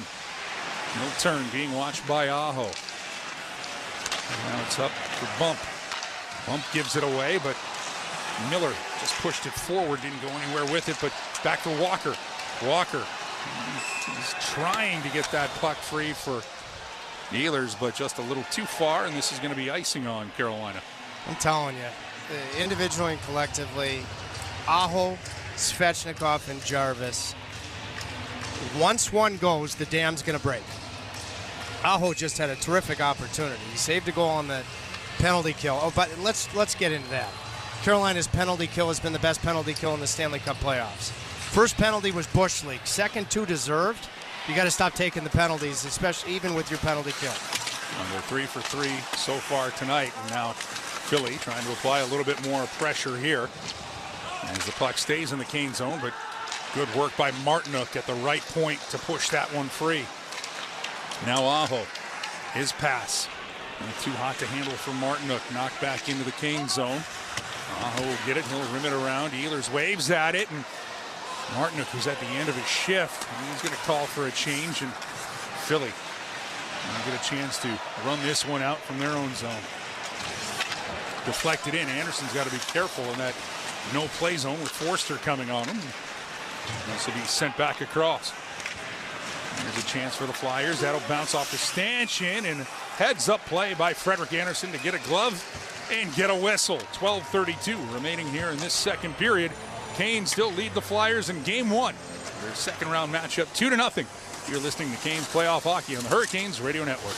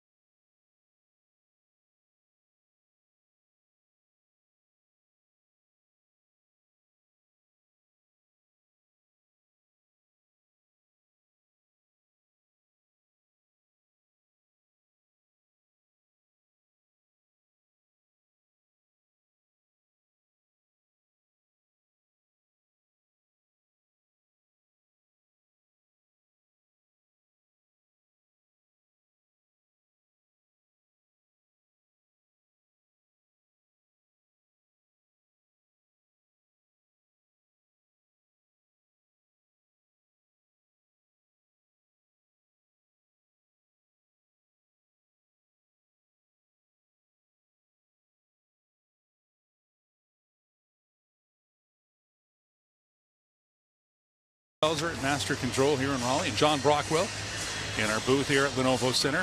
Next to Trip Tracy, Mike Maniscalco here on your Hurricanes Radio Network. 2-0, 12:32 left in the second period, and you were talking about better puck management from the Canes here in this period. Yeah. Is it just, I'm going to go the human nature, you're up 2-0, or you got to give Philadelphia some credit? Because I just look at the history in the regular season. You know, you had leads in games specifically here in this building. They were early in the season, first couple months. First time was game 2 of the entire season. But then you start to forget what got you the 2-0 lead. You know, if it stays 2-0, no big deal. But especially at the offensive blue line, make good decisions. Taylor Hall just did that to get it to Jackson Blake. He'll drift beneath the goal. He'll hand it out back for Hall. He's at the right face-off circle. Back for Riley. He's going to fling that one into the corner for an open spot. Nicely played by Blake. They'll move it around for Hall. Hall will have it along the near boards. Blake can't handle it, but it bounces for Hall. Hall just inside the blue line. Bounced on by Blake. Great redirect in Vladar. That is not an easy save. He'll hang on. Taylor Hall has dominated in all three zones in the board area department. He won a board battle in his own end, set up Jackson Blake's individual effort goal. You know, his playmaking has been on par, but it seems like every 50-50 puck, including just now, he comes up with a puck, he gets to the middle, gets a tip up high from Jackson Blake. Hall has been dialed in. Offensive zone draw. Couturier wins it back for the Flyers. And a chance for Philly to escape. Good hit there, though, by Robinson on Cam York, who's the overtime hero in Game 6, the game-winning goal that put Philadelphia here in the second round. And now, that pass too hot by York, and that will go out of play with 11:39 left here in the second period. Still a 2-0 Canes lead. Well, when a puck goes into the stands here, you're vintage, a lucky fan from a Carolina city. Oh, it's Fuquay Verona for that one. But Cam York, he tossed his stick after winning the series in overtime into the crowd, I believe. Yes, and he did. Some lucky Flyer fan has a real special souvenir. Did you hear the story about that? He got the stick back. Oh, he did. He asked because he kind of realized, that might be the most important stick that I've had in my career. They found the fan, And the Flyers organization, and no surprise with Keith Jones and Danny Briere, they gave the fan tickets to Game 3, an autographed jersey, and a game-used stick from Cam York. So Philadelphia has some of the finest people in the game, friends in life, and whether it be Keith Jones, Paul Holmgren, Rick Tocchet, Danny Briere. But the adversaries right now. Offside Carolina here. Looked like the Flyers might have put the puck in the zone, but they're going to say offside, so. Penalty coming here, Mike. Oh, here's the call. Philadelphia penalty number 19. 2 minutes for slash. You take that. Over the offside call and going to the box is Garnet Hathaway. This is an important power play. Rod is going to start with the group that he started with in the first period. You know, he's, as well he should. At times he started with the Stankoven group. And, you know, after the Flyers had 3 consecutive power plays, and, you know, the slash Carrier draws it, this could really build some separation in this game if you click on the man advantage. It's a power ball power play for Carolina. And this one will be sent all the way down into the Kane zone. Jordan Staal goes off the ice now. I'd keep him. I'd keep him on the ice for net front purposes, especially because this power play is having trouble getting on track. It'll be dropped back here for Gostisbehere. Kane's right back into the Flyers zone. Aho. He goes down the right wing boards for Svechnikov. He'll move it around for Ehlers. He'll drift with the puck, play it back. Gostisbehere walks the blue line. He'll hand this one back. Side of the net looking for Jarvis was Ehlers. That'll take a bounce over the end boards into Dan Vladar's glove, and he'll get a whistle. I'd go to the other group right now.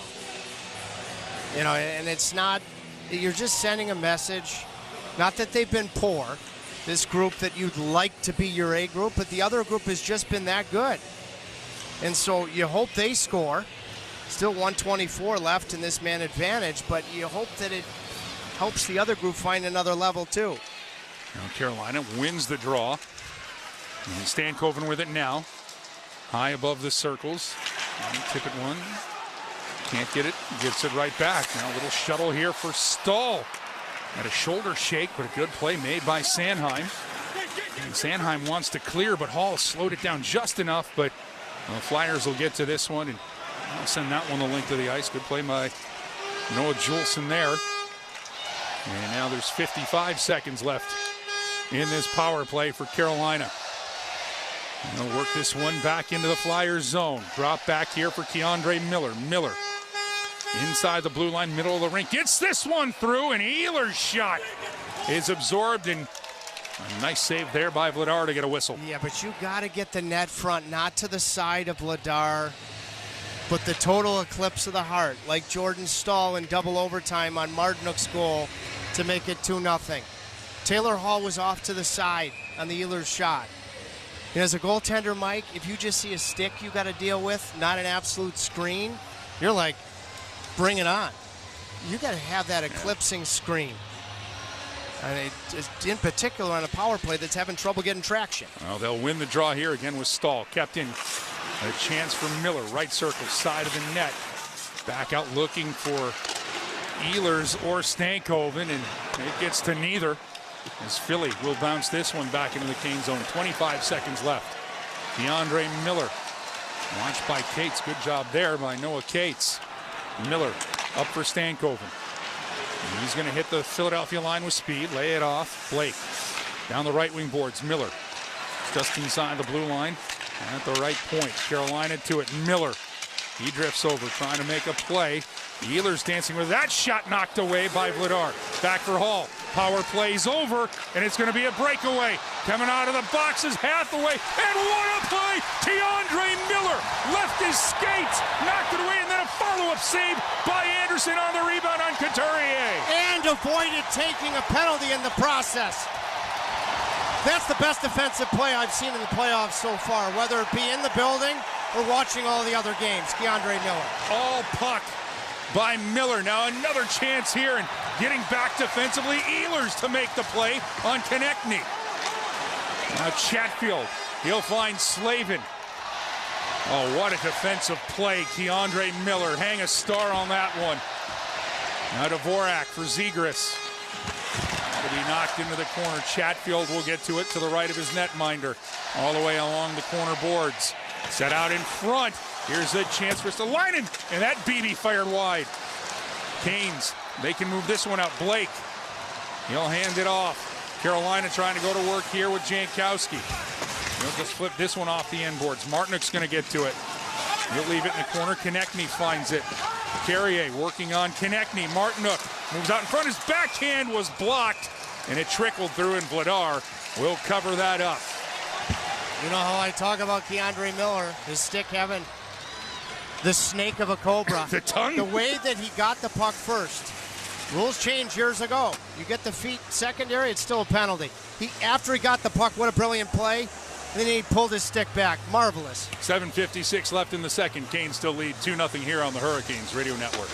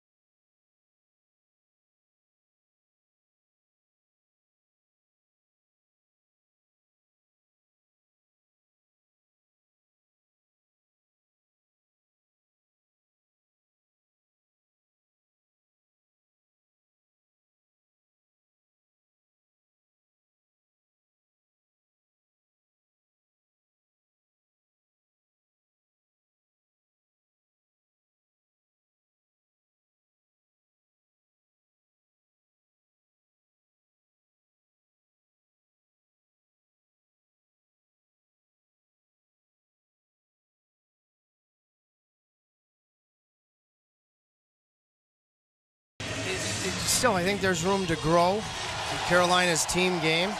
But just to pay off once again, Keandre Miller exercised his option, didn't skate this morning. He's the best. He's as good of an athlete, truthfully, as I've seen in the NHL.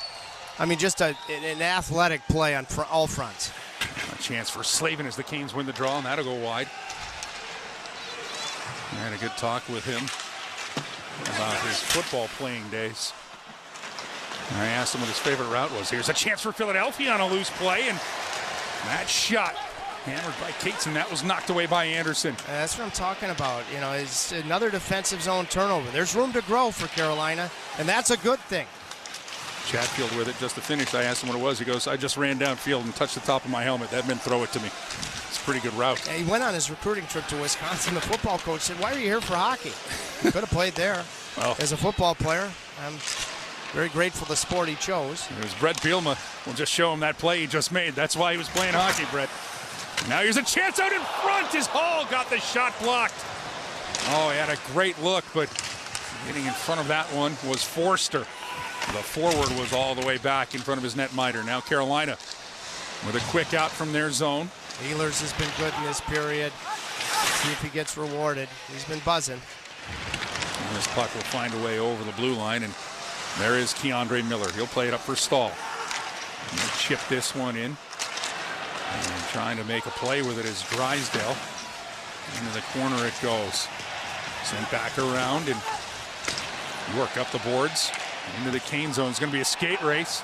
They're going to wave off icing, and Walker avoids a big hit to make the play, but it'll be knocked in by Bump. His shot blocked, and Carolina can get it out. And again, Carolina, there's Sean Walker again. Blocks, hits, whatever you need. And Keandre Miller, Mr. Wisconsin Badger, I believe he got the big portion of that block. Yeah, lucky fan from Burlington's got a souvenir. Oh, the great Burlington.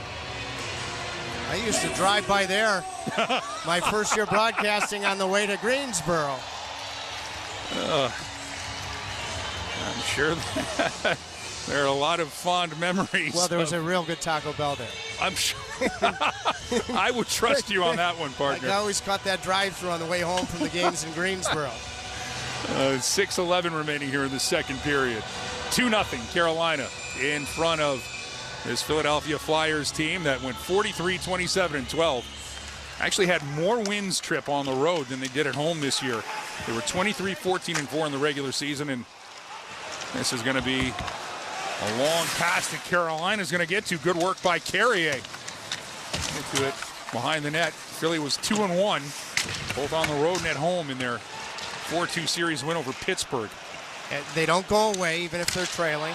Now let's see if Gostisbehere draws a penalty. Could have drawn a trip there. No, he did not.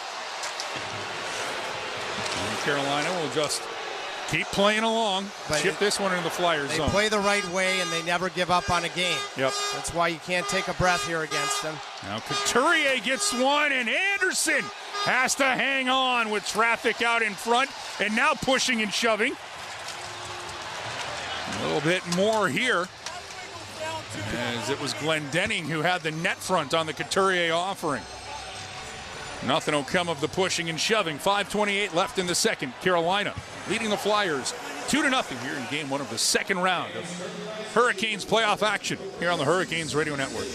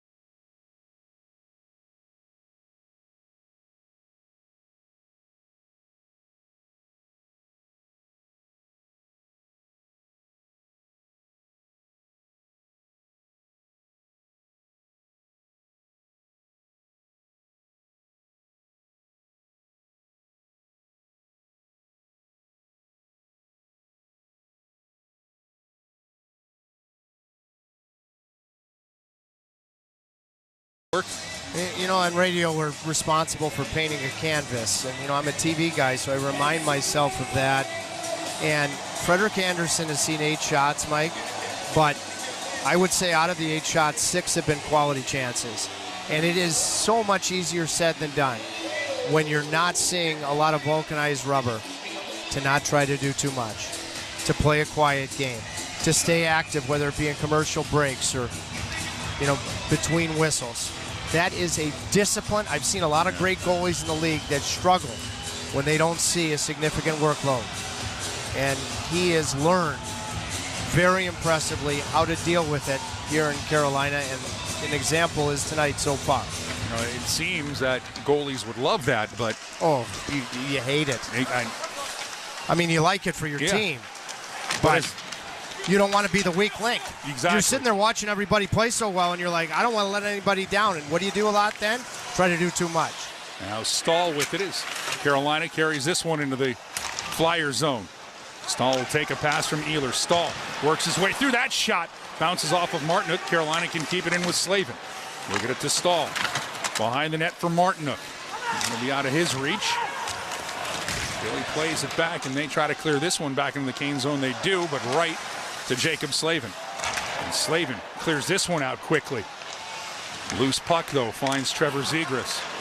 He's going to go cross corner. Slavin moves it quickly for Ehlers. Ehlers head up.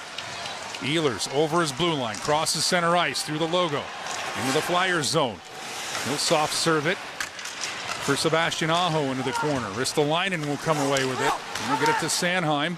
And he'll break this one out. Deflected into the Canes zone. Porter Martone and Sean Walker go for it, and Walker will come away with it. Up for Jarvis. Jarvis slips this one across for Svechnikov. 4:10 remaining here in this second period. Game 2 will be Monday night, 7 o'clock here at Lenovo Center. Svechnikov, that's where he's revving it up. Just gains the red line, tries to make another move. Just get that thing deep. Go to work, establish the goal line. That's what I'm talking about with puck management. Good battle won, 50-50. Walker won the battle on Martone. Now a turnover here. Jarvis gets it across Stankoven, scores again! Logan Stankoven, his second of the game, and Carolina goes up 3-0.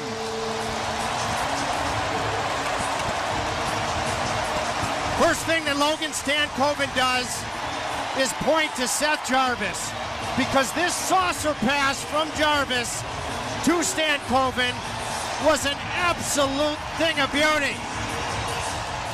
What a pass. Jarvis elevated it perfectly. Perfectly. Jarvis had started the play with his forechecking pressure. Svechnikov supported Jarvis to cause the turnover. Now you got a 2-on-1. And Mike, I know how you love sauce. You won't see better sauce than that. From Seth to the ridiculously hot Stankoven. Oh, he earns his honorary Italian after that. Now Stankoven looking for a hat trick. Right on, and that'll be gobbled up by Vladar. This is where Svechnikov, I think, is doing so much right. I know I had just said he had turned the puck over, but you had first man forechecking pressure from Jarvis. Support from Svechnikov. All of a sudden, you've caused a turnover. Philly can't break the puck out. You got a 2-on-1, and Jarvis did not hesitate. Because he was on his backhand, he immediately thought pass. And then those hands did it all, and Stankoven. Underrated release on his natural side to go up top on the glove side. His 6th goal of the postseason in 5 games. For Seth Jarvis, it's his 3rd assist. And he can give an assist to Andrei Svechnikov. That is, believe it or not, his first point of the postseason, and he has been impactful all the way through. You know, I sent him a message on Sunday, the day after that series against Ottawa ended. Yep. And I said, Andre, when you look at the top end of the 2018 first round, Brady Tkachuk going a couple picks after you didn't get rewarded. But the impact that you had on the series compared to Brady Tkachuk, for me, it was apples and oranges. He just didn't get rewarded. Well, he gets rewarded there.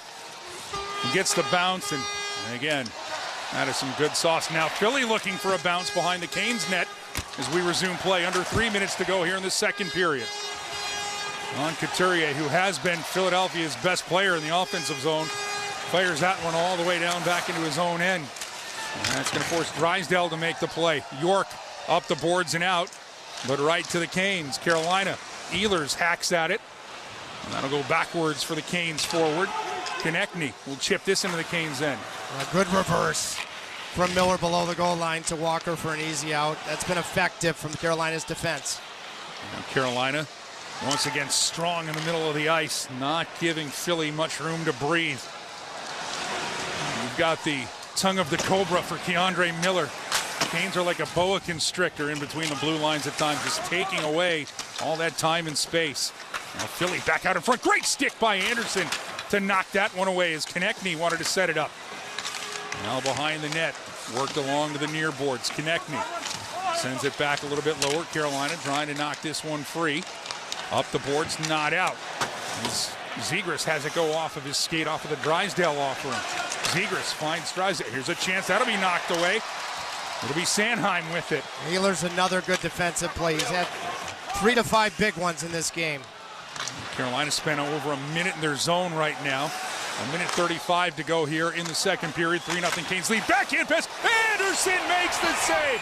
Oh, what a save by Frederik Anderson, as he finds a way to shut the door on Sanheim there. Well, you haven't played in a week. Long second period change. All 5 guys were exhausted, and Anderson probably was too.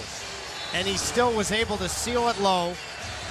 Point blank chance, and he gets a whistle so you can make a change. You know, 9 shots for me, 7 have been potentially game-saving saves from Frederik Anderson. And to get a whistle to boot, because it's not often you see that stall line, you know, and the two defensemen physically, visibly exhausted like they were. Defensive zone draw. Carolina can't clear. Anderson comes out from his net to help out. Svechnikov will poke it and just get it to Jarvis. Then he'll fling it up the boards for Svechnikov. He'll race into the Flyers zone. He'll dip his shoulder, still come up with it. Good move, Svechnikov. He goes across the rings for Aho, but that pass is deflected. Philadelphia looking for Forster, but the bouncing puck will be settled by Jalen Chatfield. 1 minute remaining here in the second period. 3-0 Canes in the lead. Now Jarvis with it. His shot. That's a bullet that goes just wide of Vladar's net. And the rebound comes out. Svechnikov's hurt. He is hurt. Oh no, he's grabbing his knee. He got entangled with Porter Martone. His play stops with 45 seconds left, and he's making his way up to his skates. Head athletic trainer Doug Bennett has raced out to be there. Let's see if he gets any flexion in that right leg.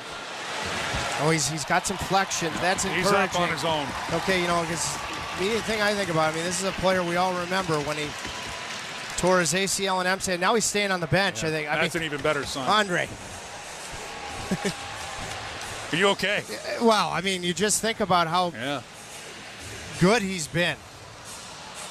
And him not available changes the entire lineup. Yeah. And it was a battle with Martone. You know what, was it? And then in comes Forrester.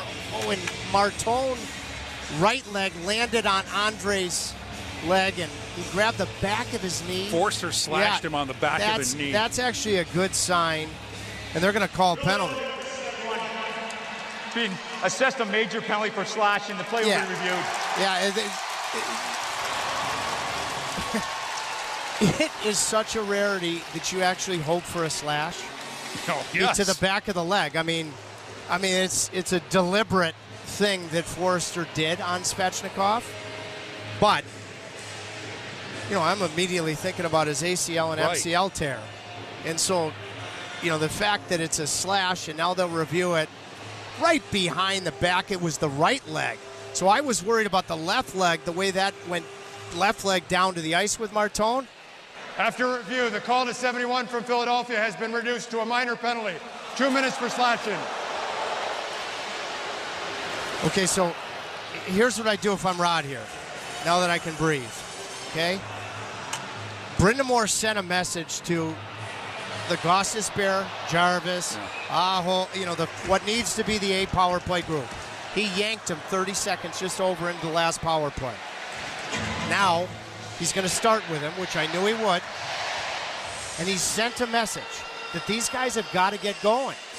This power play group has got to get going. And so if they score here, I go back to the previous power play that Rod sent them the message 34 seconds in, I think it was. And let's see how they respond. They've got 45 seconds left here in the period, so there's more time in the power play, so we'll keep an eye on that clock. As Philly is able to work the puck back behind their own net, and Sanheim's going to skate this one out to center ice. Then he runs into Jordan Stahl, and he runs him into the boards. Good clean hit by the captain. Wheeler starts this one because, of course, Svechnikov was injured. On comes Andre now.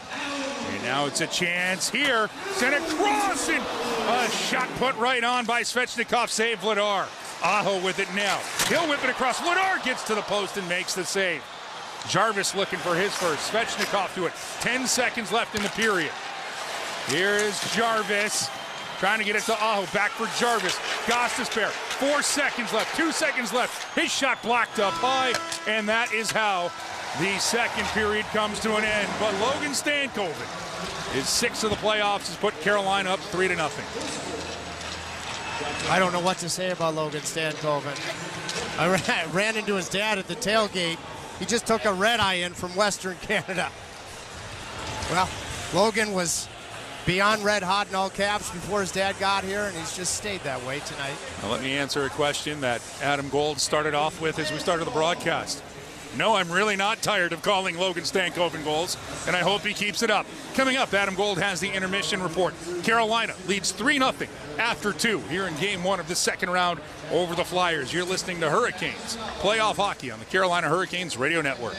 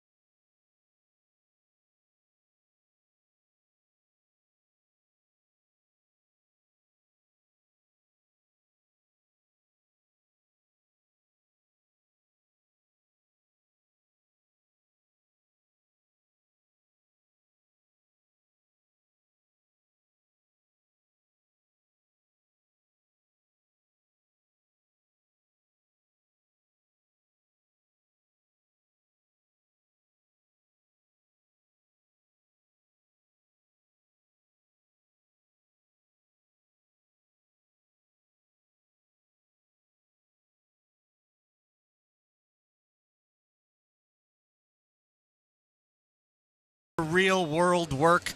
Logan Stankoven. Stop me if you've heard this before. Stankoven scored a goal, his 6th of the playoffs, 2nd of the game from Jarvis and Svechnikov. It came, 80% into the period. I had just put out on Twitter, at @HeyGoldFan if you care, that, it's a shame Carolina's still leading this game 2-0 and in complete control, but they haven't scored another goal yet. And you don't want to just have a weird play all of a sudden. It's 2-1. You got a totally different game.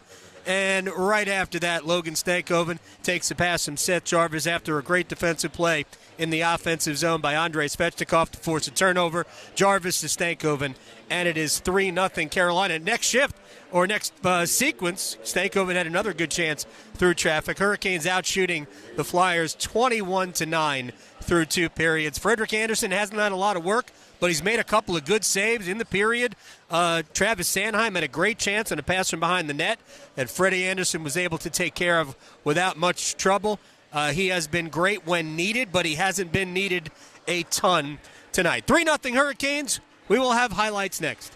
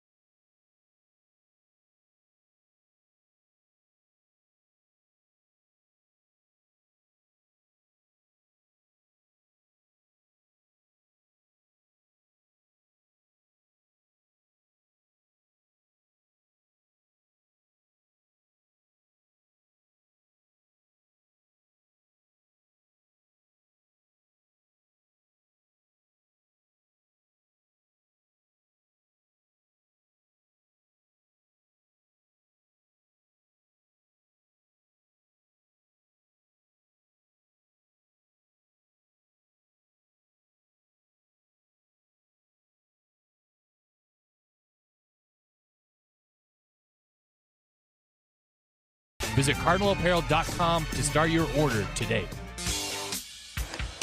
Adam Gold inside Lenovo Center. We got highlights and the second period brought to you by Spectrum. Only the way TV should be, only everything. Learn more, SpectrumTV.com. To the highlights, Jackson Blake, another opportunity in front of Dan Vladar. Hall will have it along the near boards. Blake can't handle it, but it bounces for Hall. Hall just inside the blue line, bounced on by Blake. Great redirect in Vladar. That is not an easy save. He'll hang on. Taylor Hall has dominated in all three zones in the board area department. Everybody on that line has been phenomenal tonight. And then Carolina had a power play. It expired. Garnet Hathaway, who was the guy who was cited for the infraction out of the box, coming in alone on Frederick Anderson. But Keandre Miller isn't 6'5" for nothing. Back for Hall. Power play's over, and it's going to be a breakaway. Coming out of the box is Hathaway, and what a play! Keandre Miller left his skates, knocked it away, and then a follow-up save by Anderson on the rebound on Couturier. And avoided taking a penalty in the process. It's an incredible play by Miller. And then Carolina's forecheck goes to work. Andrei Svechnikov forces a turnover, and here comes that man again. Now a turnover here. Jarvis gets it across Stankoven, scores again!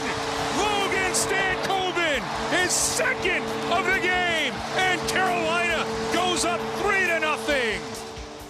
And that's where we are, 3-0 Hurricanes. We'll talk things over with Kurt Dusterberg of NHL.com next.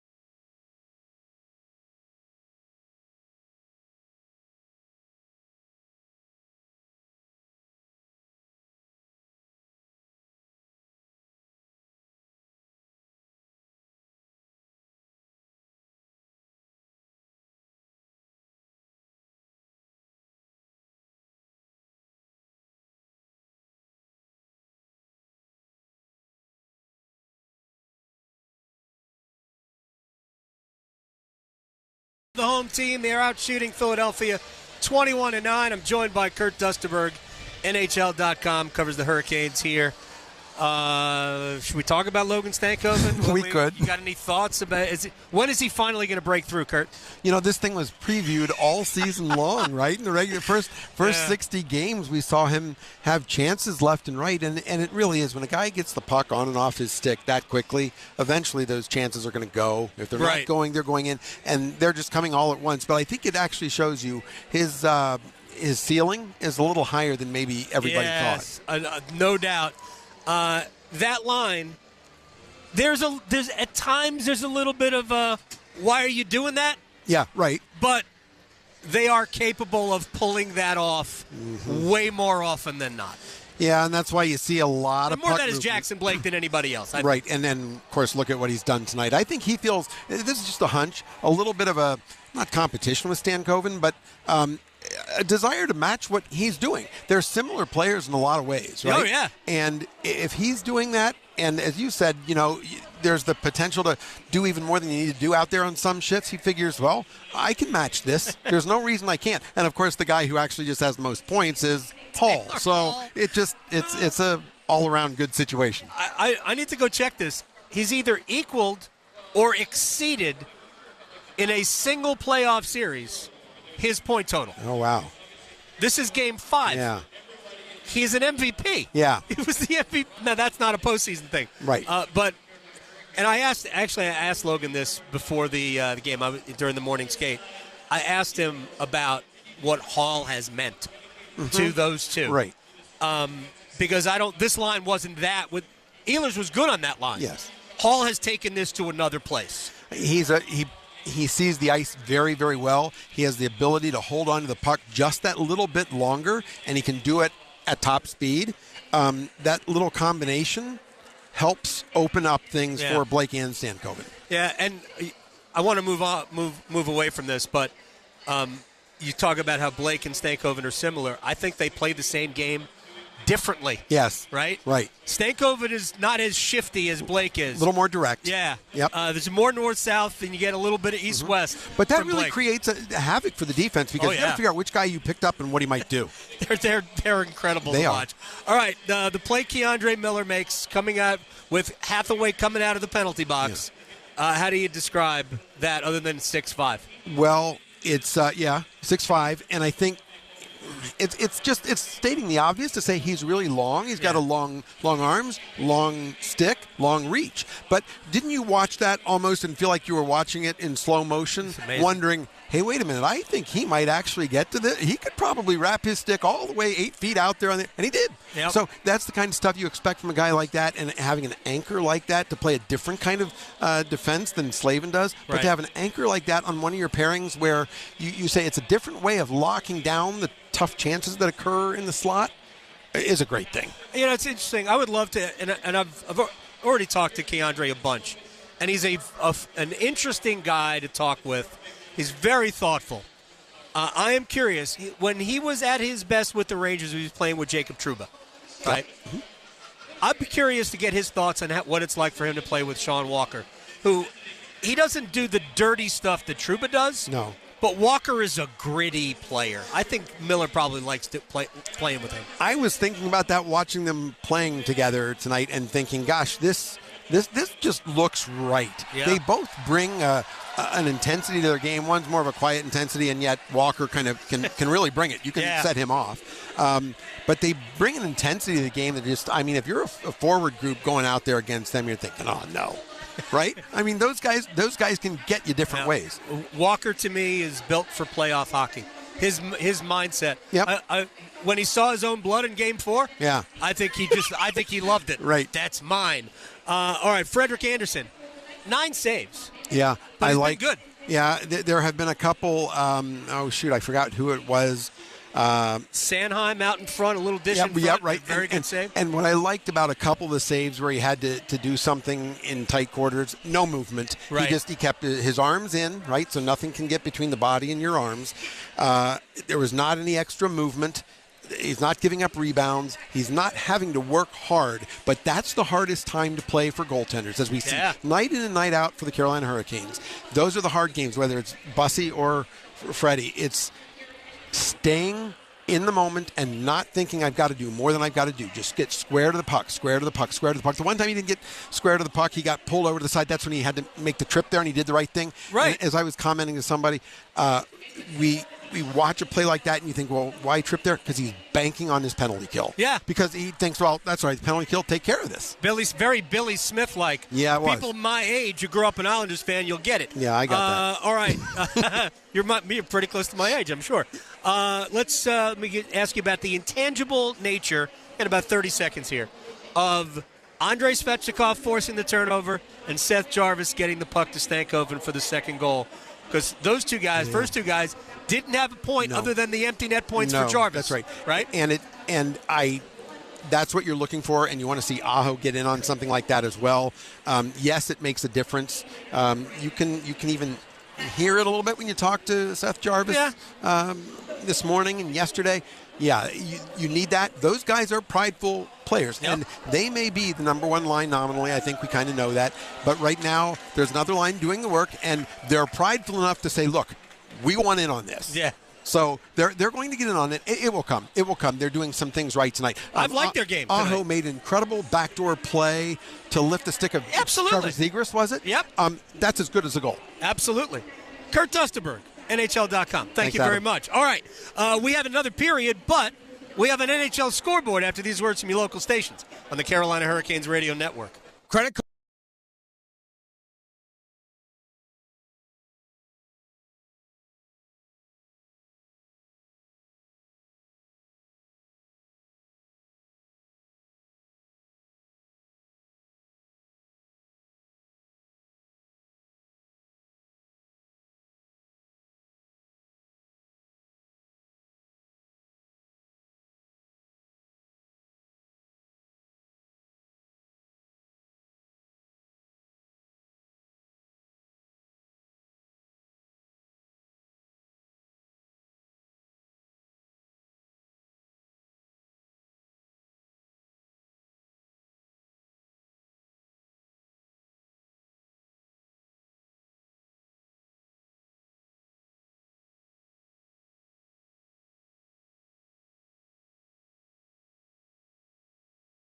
Inside Lenovo Center, Hurricanes with a 3-0 lead. Stankoven's fifth from Riley and Blake back at 1:31 of the first period.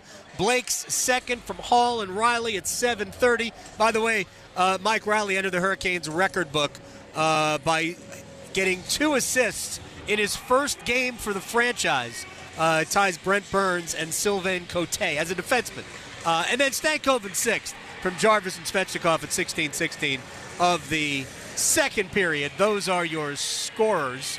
And, of course, a second period scoreboard is brought to you by Lenovo, official technology partner of the Carolina Hurricanes. This is the only game of the day. Tomorrow we'll have the Canadiens and Lightning in Game 7 of their Eastern Conference quarterfinal, and it'll be followed by Game 1 of the series between Minnesota and Colorado in Denver. 6 o'clock and 9 o'clock, those games will be on TNT. Hurricanes lead at 3-0 after 2. I am Adam Gold, Michael Tripp. Take you the rest of the way. We'll see you after it's all done.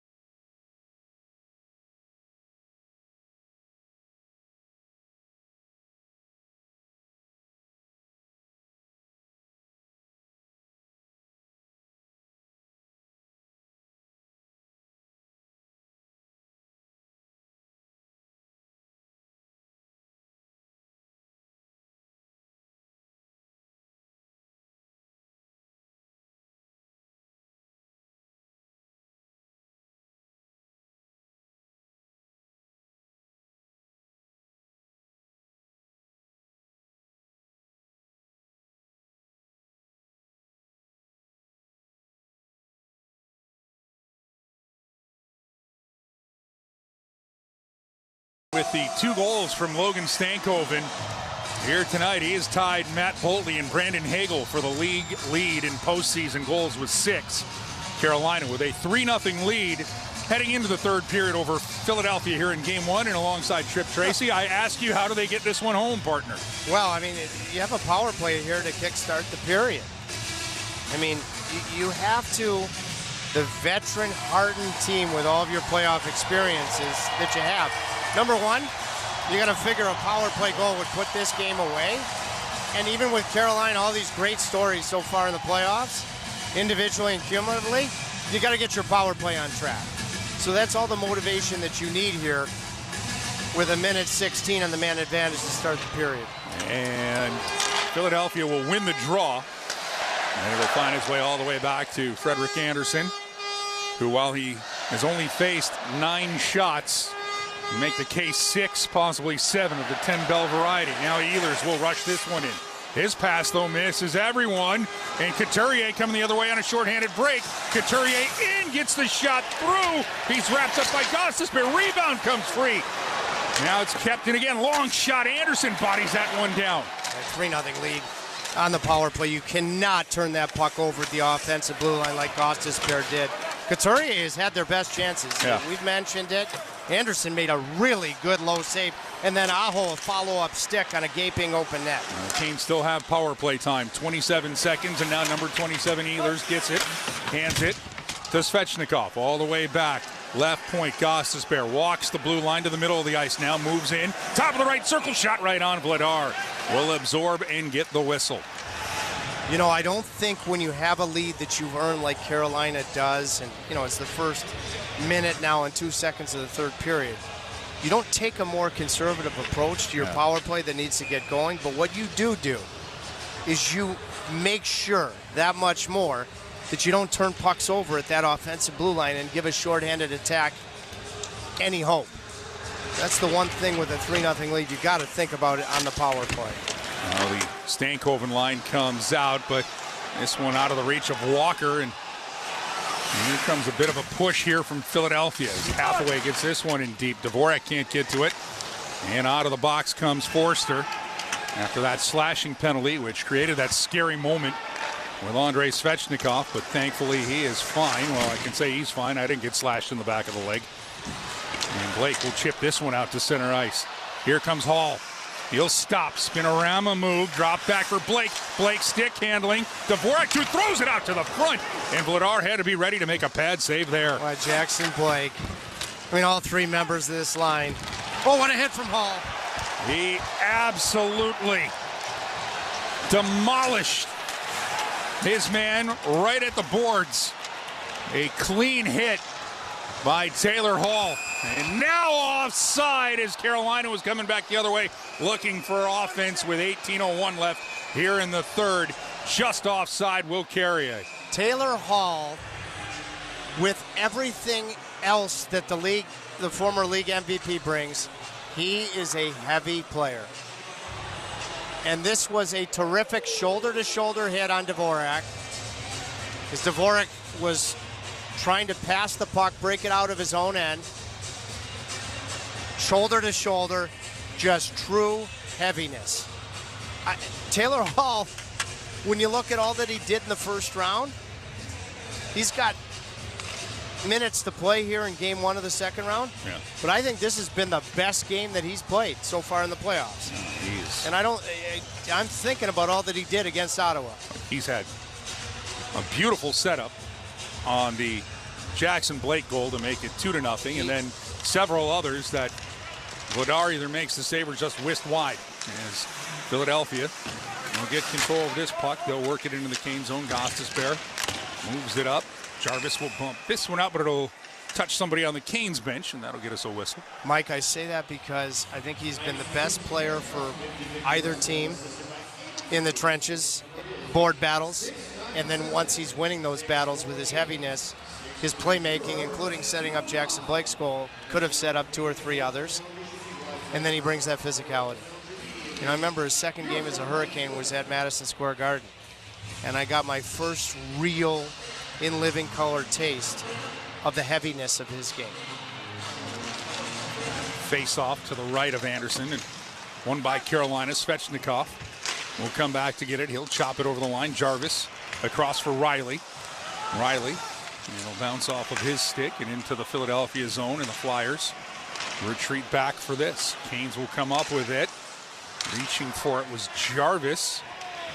He's got his stick grabbed onto. Flyers already got one high sticking penalty by a self-inflicted high stick. Not going to get one there. That was a follow-through from Jarvis. That's why it wasn't at the risk of a high stick. He was trying to get the puck deep. Now Gostisbehere will play this one for Riley. Riley, he'll scoot through his own zone, gains center ice, and Martinook chases after this one. Martinook's going to get there. Behind the net it goes. Chipped up for Zegras. Trevor Zegras, the former Anaheim Duck, goes across for Konechny. Konechny wants to work around Chatfield. Finds some room, tries the short side off the side of the net. And then Konechny banks it off the boards past Ristolainen. That was a pretty good stutter step for Konechny to win the race on the outside to get to the net on Jalen Chatfield. Now he'll paw this pass in from Dvorak into the corner, but Carolina can move it free and chipped out of the zone. Now Stahl going after it. He got Sanheim in his sights, who wisely drops it back for Konechny. 16:25 remaining here in the third period. 3-0 Carolina in the lead. 2 goals by Logan Stankoven. 1 by Jackson Blake. Andrei Svechnikov got an assist on the second Stankoven goal, and Logan Stankoven would like to join Andrei Svechnikov as the only Carolina Hurricane right now with a hat trick. Stankoven with 2 would be the second member of the Canes organization to do that, and icing is called here as Nick Seeler is going to get to the dot and get the whistle with 15:59 left in the third. I'm trying to remember that Svechnikov hat trick. Was that in the bubble against Boston or 2. New York? He's had 2. He had one, yeah. It was the bubble and then New Jersey. New York, and then New Jersey last year. Game 4. Oh, yeah. So August 3rd in the bubble against Henrik Lundqvist and the Rangers in the opening round, not quite the first round. As off of the face-off, a shot is directed towards Anderson. He'll glove it and hang on, and that Forster offering will get another whistle. And then, yes, last year against New Jersey, and those are the only two in Canes playoff history. That was a big hat trick in New Jersey because that was the game where Freddie Anderson had Timo Meyer's number. Yeah. Big time. New Jersey had won game 3 in double overtime, and you need your best players to be your best players. And Anderson had left the game after that contact with Timo Meyer. And in came Pyotr Kochetkov. So, and that really essentially put that series to bed. Flyers win the draw, and they'll keep this one in. Drysdale wanted to go deep. York was trying to line up Blake, who saw it coming, and Blake headed for cover, and now Carolina's offside with 15:40 remaining here in the third, and a 3-0 lead for the home team Hurricanes. York came way across the ice. You know, the way this line is going, and Jackson Blake, I mean, I said this with the Nikishin hit from Clevin, last Saturday in Ottawa. There is nothing in the rule book that penalizes predatory behavior. By the way, though, in this case, the puck is nowhere near Jackson Blake. And Jackson felt it coming, and he just went low. There wasn't any type of clip from Jackson Blake and got out of the way. That's the one thing I'd love to see in the future, is some type of definition for predatory behavior, and therefore the ability for referees to penalize it. I don't think you take away from the physical greatness of the game. No, agreed. And at the same time, I don't know how you can penalize self-preservation there for Jackson Blake. Well, he just went right down low to the ice, but it looked like he made sure that he wouldn't be guilty of a clip either. And that one was different, though, because Nikishin's, I still thought that, was a tad late, but not really in hockey sequencing. But the puck was not on Blake's stick. And the hit from Clevin was clean. I know people you hate the result, but I'm with you, though. There was predatory action. Well, he said after the game, essentially, so I'd love to see that addressed down the road, but not in the way we break it down now. I know they're going to say we can't referee intent, but and you've been around the game forever. Anybody who's been around it, when there's a little something behind it. As this puck is chipped out, and Carolina chips it back into the Philadelphia zone as time winds here. 5 minutes plus already have gone by here in the third period. 3-0 Carolina lead over Philadelphia. Flyers didn't have too much rest coming off of their 4-2 series win over Pittsburgh. A shot from the left point deflects wide of Anderson's net. Into the corner, Michkov. He'll drop it off, but that's intercepted. I've liked Sebastian Aho. He had just had that clear. He's been really good defensively tonight. Canes are onside. Good play here. And a better play by Svechnikov to make himself onside. He'll come up with the puck beneath the net, looking for Aho, but his pass intercepted. Chatfield with a good keep in at the right point. He goes high to low. Svechnikov makes his presence known on Ristolainen. A couple of big bodies there, and Ristolainen will send this into the Canes zone. That will be icing with 14:03 left here in the third, and a 3-goal Hurricanes lead 3-0. That's a really important shift from the Aho line with the lead. Go to work on the forecheck. Recognize, even if you're on the perimeter in the Philadelphia zone, that it's a win of a shift. And now Philadelphia has to ice the puck. I'm looking at their body language. If Jordan Staal can win this draw, you're going to get a good chance out of it, all because of the work of that Aho line causing the icing. Now Staal wins the draw, but it's batted behind the net, and Sanheim gets enough to get it out, but Staal gets to it right up for Ehlers. Ehlers, he'll shuffle across the blue line from near to far side. He'll send it down low. Looking to make a play here is Staal. Banks it off for Miller. Miller's shot doesn't get through. Goes off of a leg. Martinuk will play it back for Staal into the corner. Martinuk tries to zip that across for Ehlers. Instead, Walker will get to it on the deflection. Behind the net for Martinuk. Martinuk to Staal. Staal. He fights for it. Martinuk takes the hit. Zegras. He's going to give it away in front of the net. But it will roll to Konechny. Just enough on it. And a good shift here by the Staal line. Didn't get a shot on goal, but they kept Philadelphia hemmed in for a minute or two. That's how you play with the lead. You can back up 2 shifts like that, Aho and then the stall line on the forecheck. Now along the boards it goes. Carolina will fish it out. Ehlers is still on the ice, and Ehlers is going to start it up. Ehlers, he'll go into the Philadelphia zone. His shot directed away by Drysdale, and now that one gets around Mike Riley. Forster hustles after it, but Gostisbehere gets back there first. Now Hall drops this one off. Chance for Blake, now back for Gostisbehere. He'll get it to Blake, but they're going to say offside as Blake got there before the puck, and now a hit after the whistle, and that's going to bring a quorum of Flyers and Hurricanes to the far boards, just to the right of the Flyers bench. Taylor Hall might get a penalty out of this. I'm not sure why he'd be the only one coming out of a scrum with one. Let's wait and see. Well, we'll explain it when we come back. 12:35 left here in this third period, and it is going to be a double minor. Wait for Carolina the call. penalty, number 71. Philadelphia penalty, number 94. 2 weeks for roughing. 4-on-4, so that's better. Good eyes on you, partner. No, the truth is they're going. But all the greats that dig in with us on radio, I don't know. They don't know. I think the carrots are helping you out from Taylor Hall. That's true. 12:35 left in the third. 4-on-4 when we come back here in the third.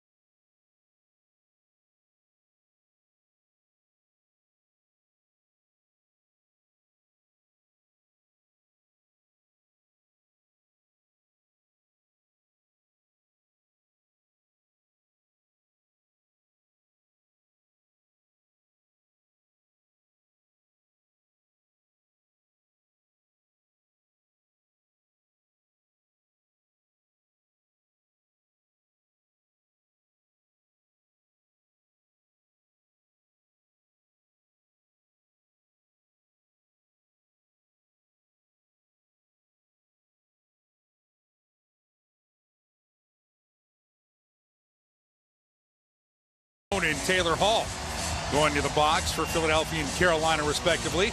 Trip Tracy, Mike Maniscalco here on your Hurricanes Radio Network with John Brockwell and Rusty Helzer, our engineers. For this one, Carolina 12 minutes and 35 seconds away from taking a 1-0 series lead with a 3-0 lead here in Game 1. It's not your first thought, but I would just love to see Aho and Jarvis get one. You know, Jarvis has got that saucer pass, beautiful assist on Stankoven's goal in the second. Svechnikov factored in, but I just feel like they, you know, Aho and Jarvis just get one. You don't need it right now, but as I said earlier, the dam is going to break. They're going to go on a run. Well, now just content to let time melt off behind his net. It's Drysdale. He sat back there for 20 seconds. Now he'll move it out. And a chance sent across, but Carolina with a good stick, and Aho will come up with it. Aho behind his own net. He'll drop it back for Slavin. That was a set play. Drysdale hung onto the puck behind his net so Philadelphia could make a change and then try to hit the new guy coming on the ice up the ice. That was a design play.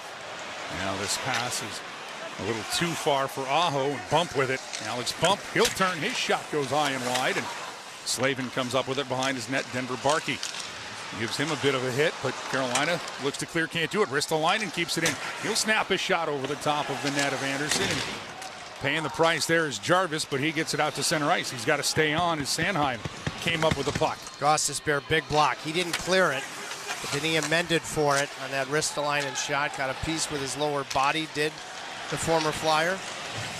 Now Miller behind his net. He'll get it to Blake. Blake And slide this one up. Ehlers back from Miller. And it'll be handled here by Jackson Blake. Back for Keandre Miller.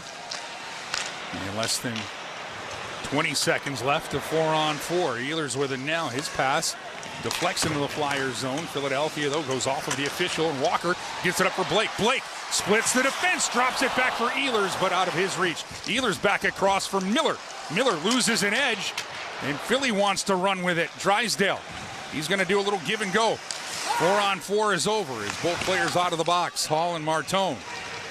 That was well played on that 3-on-2. Jackson Blake was the guy back. Jackson Blake, I mean, you just can't stop talking about the efforts of the three guys on this line. Yeah, he really did a nice job defensively there. And here's Philadelphia, and another block out in front. And Svechnikov gets to the loose puck. It's Martinook. Nothing new there. How about that block he had with the goal he pulled against Ottawa a week ago? Yeah. For an empty net goal. Now Svechnikov will work this one in deep. Martinook works into the corner. He'll get some help here from Stahl. Stahl, he's putting the body there into the corner on Glendening, still trying to come up with a puck. Martinook reaches for it. And this one will be just knife past Chatfield, and Slavin angles to it. Past the halfway mark of the third period. This is going to be icing on Carolina. 9:31 left here in the third. Still a 3-0 Hurricanes lead over the Flyers. Svechnikov just couldn't handle that puck posted up at the Philadelphia blue line. Slavin in his own end winged it across the ice. And, you know, those are the details. I told you how much I love Andre's game right now, and I do. So you got a 3-0 lead. He's got to get a piece of that Slavin pass. So then you avoid icing. Now Stahl with a big defensive zone draw here for Carolina. Drops the puck, and Stahl kicks it back for Chatfield. Chatfield flips this one out to the Flyers blue line. Svechnikov says it's time for a change. Carolina gets 4 new skaters on the ice. Philadelphia gets the puck into the Kane zone. Down the right wing, boards a long shot. That's whistled wide. Ristolainen. He's making his first ever postseason appearance after those years in Buffalo. And then in Philadelphia now, Ristolainen works his way out front but loses the puck. Robinson couldn't get it away from Martone, but Jankowski can. Yeah, Ristolainen, I thought it really started for him in the Olympics. I thought he was great for Finland. He made a heck of a move to the middle there with Jankowski. They got a piece of his shot, 5-6 feet in front of Anderson, right before Ristolainen tried to fire away. Quality play, Mark Jankowski. And now Hall with another hit behind the net. And again, as Tripp has pointed out, the #1 overall pick in 2010 from the Oilers was noted for heavy play, but he's got it. And he has fit in so perfect with the Canes, especially as this year has moved along. Now a chance here for the Flyers. That's knocked away as Work was looking for something and just flipped casually back into the Flyers zone. You go back to Hall's reaction after his goal in Ottawa. Hang on here, Jackson Blake. Now a cross check. Drysdale had gotten him prior. Right up, I thought, in the throat. Puck had already gotten into the neutral zone, and there was going to be a penalty. It was Drysdale and then Zegras. And then Zegras. Zegras, somebody, you're up 3-0. Who does Zegras think he is? At some point, somebody has got to legally finish him. But the play that led to the penalty was Jamie Drysdale on Jackson Blake. I mean, if you're Philadelphia, you're down 3-0. I don't see how doing this at 8:14 is going to send a message. And Taylor Hall is a little incensed at what I think he's hearing the calls coming this way. I've been watching Zegras all period. Let him sleep, but when he starts to act like a tough guy, it's borderline laughable. Yeah. But let's see what they call on the original Drysdale penalty on Jackson Blake. They've got some sorting out to do. As mentioned, the officials tonight, it is a veteran crew of Kelly Sutherland and TJ Luxmore. So Jackson Blake was in with first man pressure. He was battling with Zegras. They were it wasn't Drysdale. It was a cross check to the face from Trevor Zegras at the tops of the circles. everything gets reviewed by player safety. I'm going to tell you right now, that was ugly for Trevor Zegras, regardless of what his penalty is in this game.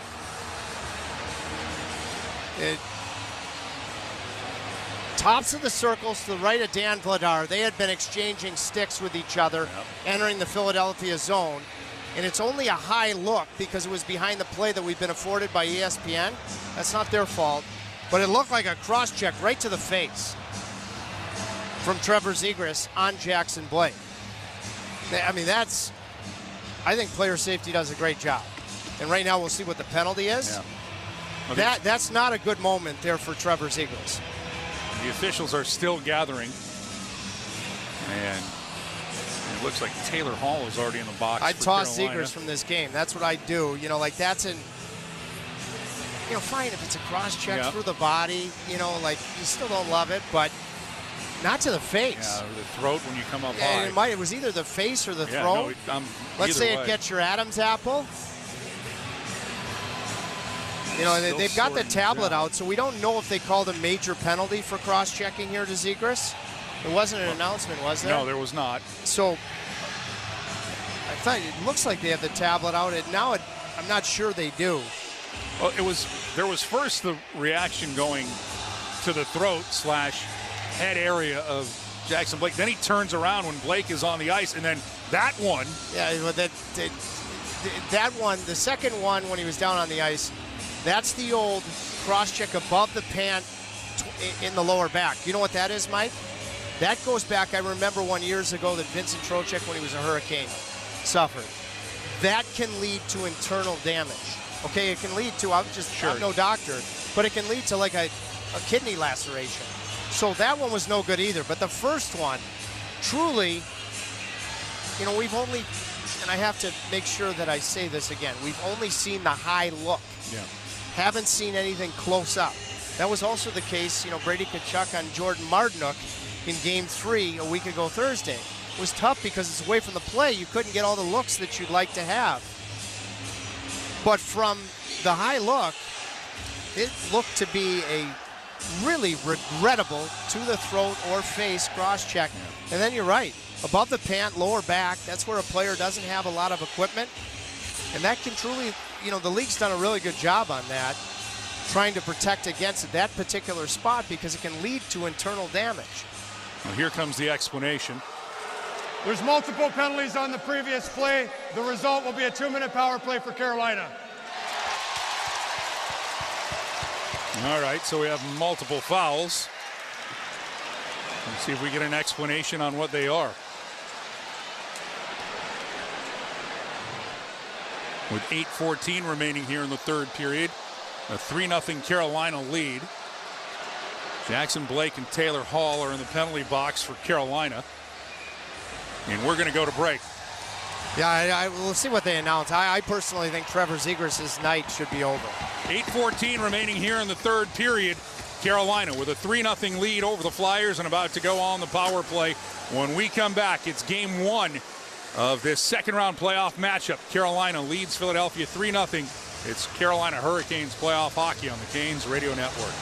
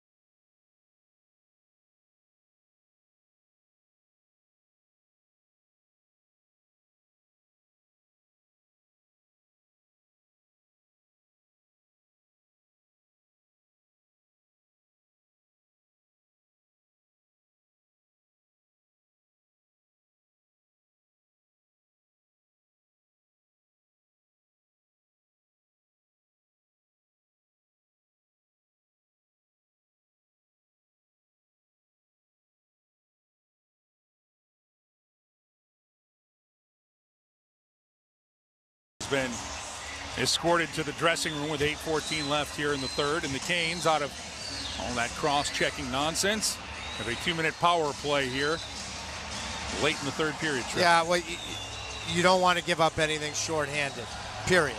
Okay, that's obvious. But the power play's got to get going. Even with all of this other greatness in the Hurricanes' journey so far in the playoffs. So it's just 3-0? Just 3-0. You have a good margin right now. And first priority, you do not want to give up anything shorthanded. You did on your power play at the start of the third period. But you also have to have tremendous attacking urgency here, knowing that to get this, to utilize this time to try to get some power play confidence and traction, specifically from this group that's going to start it. Aho, Svechnikov, Gostisbehere, Jordan Staal. All right, so they're sending Matvei Michkov out of the penalty box. Yeah, so Konechny's going to serve alone. I still haven't seen the final. I don't know if Zegras got a 10 or if he got a game misconduct. I do think that regardless of what he got heading to the dressing room, I think that's going to get another look from player safety. It is another power play for Carolina. And a bouncing puck is going to be controlled by Sebastian Aho. They'll get it to Andrei Svechnikov beneath the goal line. They're going to play give and go. Aho gets it right back. Gostisbehere. It'll be whipped across the ice. Jarvis, Gostisbehere comes across as Gostisbehere fanned on the shot. Aho got the great look, but Vladar makes the save. And now heading to the bench is Staal. Out comes Ehlers. Ehlers with it now. And will circle like a shark and drift back into his own zone, and he'll look for another way into the Flyers zone. Minute 15 left here on the man advantage. As Jarvis works it in, Svechnikov back for Gostisbehere. He plays it away from Noah Cates. Back to Gostisbehere. He walks the blue line. Svechnikov, top of the right circle. His pass intercepted, and the Canes can't keep it in. Banked out by Cates. 55 seconds left on the power play, and the Gostisbehere pass too far, and this is going to be icing on the Canes with 53 seconds left in the man advantage, and you can't change. Well, the Hurricanes are absolutely proving to this point. Remember when one of our telecasts in Ottawa, I said you can win in the playoffs without a power play. You can't win without a great penalty kill. And the Boston Bruins are the example. Some years ago when they beat Vancouver, and their power play wasn't very good, but their penalty kill was elite. You just want to see this power play get some type of traction. I mean, yes, lighting the lamp is the key, but right now getting a shot on goal would seem to be we're seeing the same type of frustration that we saw from the Ottawa Senator power play after things didn't go well, and a lot of credit, give credit to the Flyers penalty killing like Ottawa's. Now here comes Aho. Back off, back for Gostisbehere, middle of the rink inside the blue line. Back for Aho, top of the right circle. Go down low, he and Svechnikov. Now Svechnikov with it, right back for Aho. Up for Gostisbehere. He'll walk again to the middle of the rink, looking for a shot. Not there. Under 20 seconds left on the man advantage. Ehlers, Gostisbehere. Back for Ehlers. Top of the left circle. He's bothered by Couturier. And now it's going to be a break for Philadelphia shorthanded. Couturier, though, loses the handle. Carolina catches a break as that's offside for the Flyers shorthanded. And now a little extra here as Sealer gives a shove to Gostisbehere. After he gave a little whack to Glendening as those two were going back and forth, and the officials have said that's enough, to the box with you. I think they're tossing them both. I think both Sealer and Gostisbehere. I don't know about misconducts. Let's get the announcement here. They're heading to the dressing room, both. Carolina number 4, Philadelphia number 24. 10-minute misconduct. So 10-minute misconducts, and that in the event Philadelphia were to do something pretty darn special here in the last 6 minutes and 20 seconds. These are now two veteran officials, and Kelly Sutherland and TJ Luxmore, making it really clear. Unlike the second period in Ottawa, that they are going to do everything in their power that this game, that the temperature doesn't go up. That's what they're doing with those 10-minute misconducts. Two veteran guys. Carrier will join Stahl and Martinook, and now Hathaway and Carrier, and Hathaway got his stick in the legs of Carrier, then Carolina will take the puck and get it up for Carrier, but knocked away at the Flyers' blue line. Konechny comes in, his shot right on, and Anderson calmly makes the save, and then calmly gets a whistle. Oh, quality stop. Turnover in the neutral zone, and Anderson, when he has known that he just has to worry about a shot, I think about the big save he made on Couturier at 1-0 in the first period. Yep. He has taken some real estate to challenge, and then his rebound control has been stellar. Keep your eye on Garnet Hathaway. Yeah. You know, I'm thrilled that Nicholas Deslauriers, I know he's not in the lineup tonight. You know, he's a real deal tough guy. Yes. Garnet Hathaway is a picker and chooser. It's rare that he'll go against toughness on the other side. He'll usually pick guys that's not their asset. He did have a very good first round against the Pittsburgh Penguins. Yeah. I don't know if I'd want to mess with Will Carrier. There's a shot off of the face-off that elevates over the top. I don't know of if Garnet Hathaway would either, truthfully. That's why he's a picker and chooser. I'm with you. That's who he got involved with, but I don't think it was going to get more than what we just saw there. We went after Jackson Blake in an earlier game in Philadelphia. Yep. That's what, picker and chooser. No, I got you, partner. You legend. I got you. I know that you were not. You took on Del Purinton, for God's sake, and you were a goalie. Yeah, I think it's safe to say that I was out of my weight Well, class. still. My 4 new front teeth prove that. Still, you got to talk about what you picked and what you chose. As this puck is now in the Kane zone, Carolina will come up with it. One might say it chose me.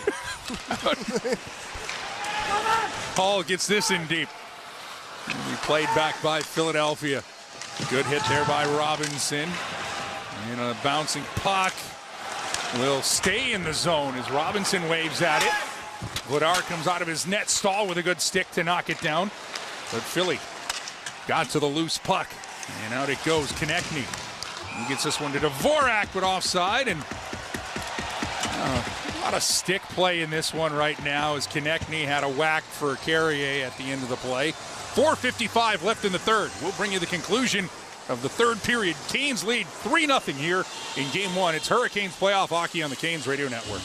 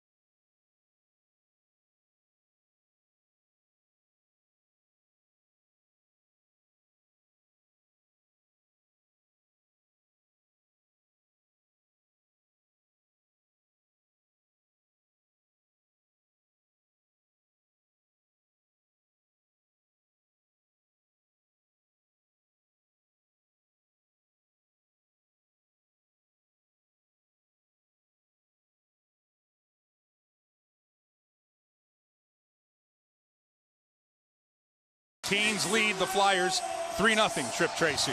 Yeah, 3-0. How quickly does Rick Tocchet face off just outside the Carolina blue line? If he's going to lift Dan Vladar down 3 goals, I would think it's going to be on the next entry with possession into the Carolina zone. If he doesn't, you know, I would think that he's arrived at the, you know, finish this thing out and move on to Game 2. You'll get an indication. Penalty to Carolina coming up. So now you might just do it no matter what to go 6-on-4. He's off the draw. The Canes are going to be penalized. And this is something that you'd like to avoid as Andrei Svechnikov makes his way to the penalty box. Carolina penalty number 37. 2-minute minor. Cross-check-in.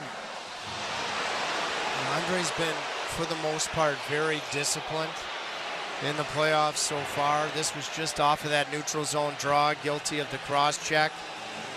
Now, I don't know. I think, if down 3-0, I think you still get Vladar on the bench. If it was a 1 or even a 2-goal game when you can ice the puck for free, I think you'd.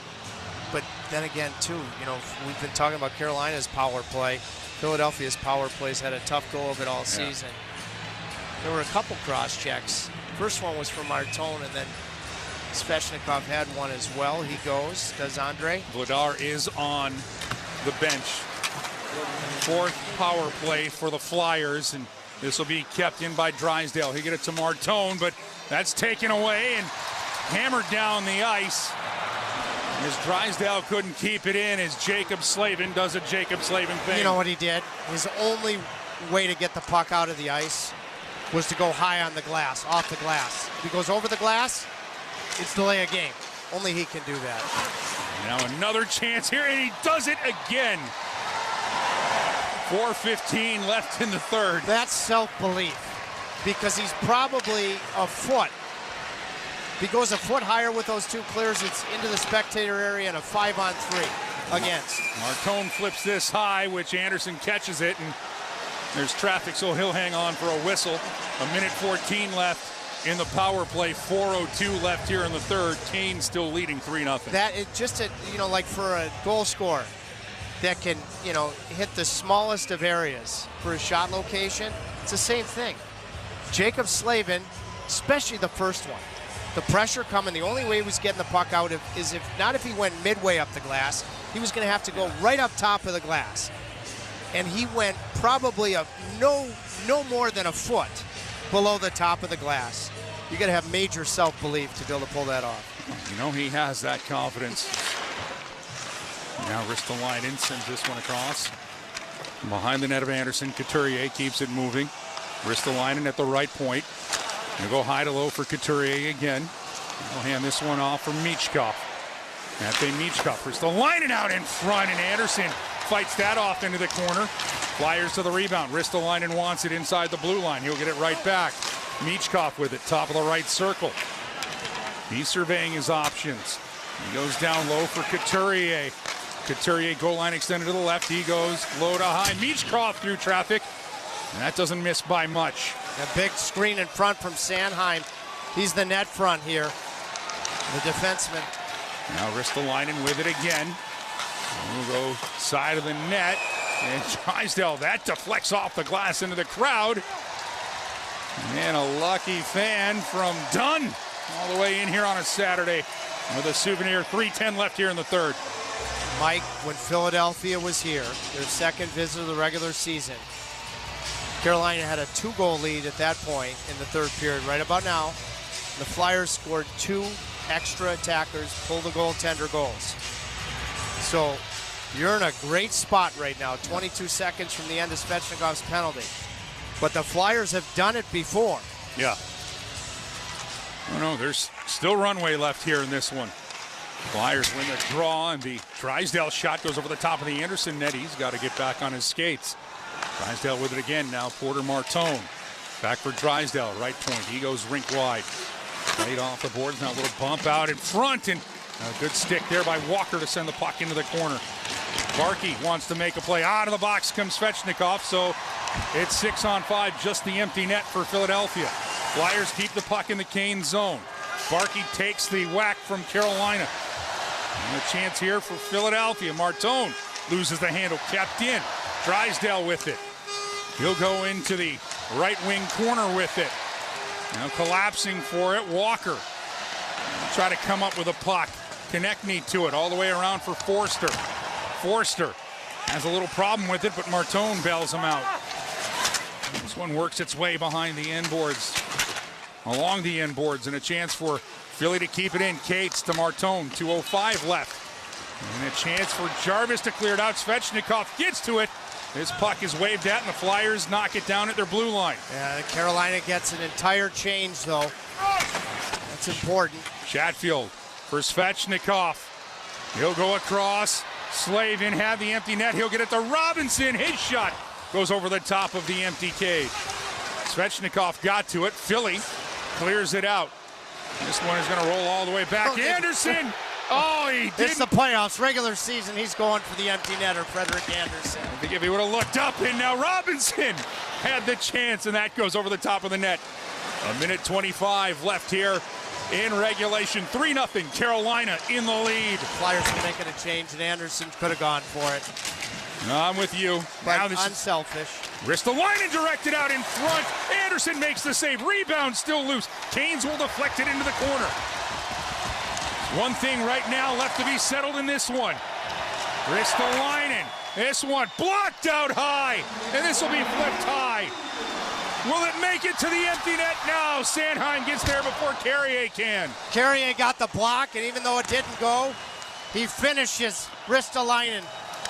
Heck of a job from Will Carrier, Mr. Physical in the postseason. Bump with it. He'll play this back for Drysdale. 40 seconds left. The Canes fans on their feet here. This one's worked around. Anderson to it now. Will he go for it? No, up the boards. Kept in by Bump.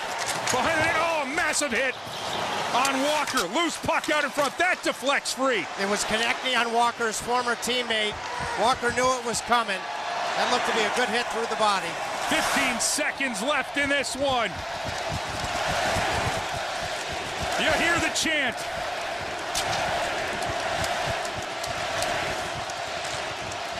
Three seconds left. And the horn goes.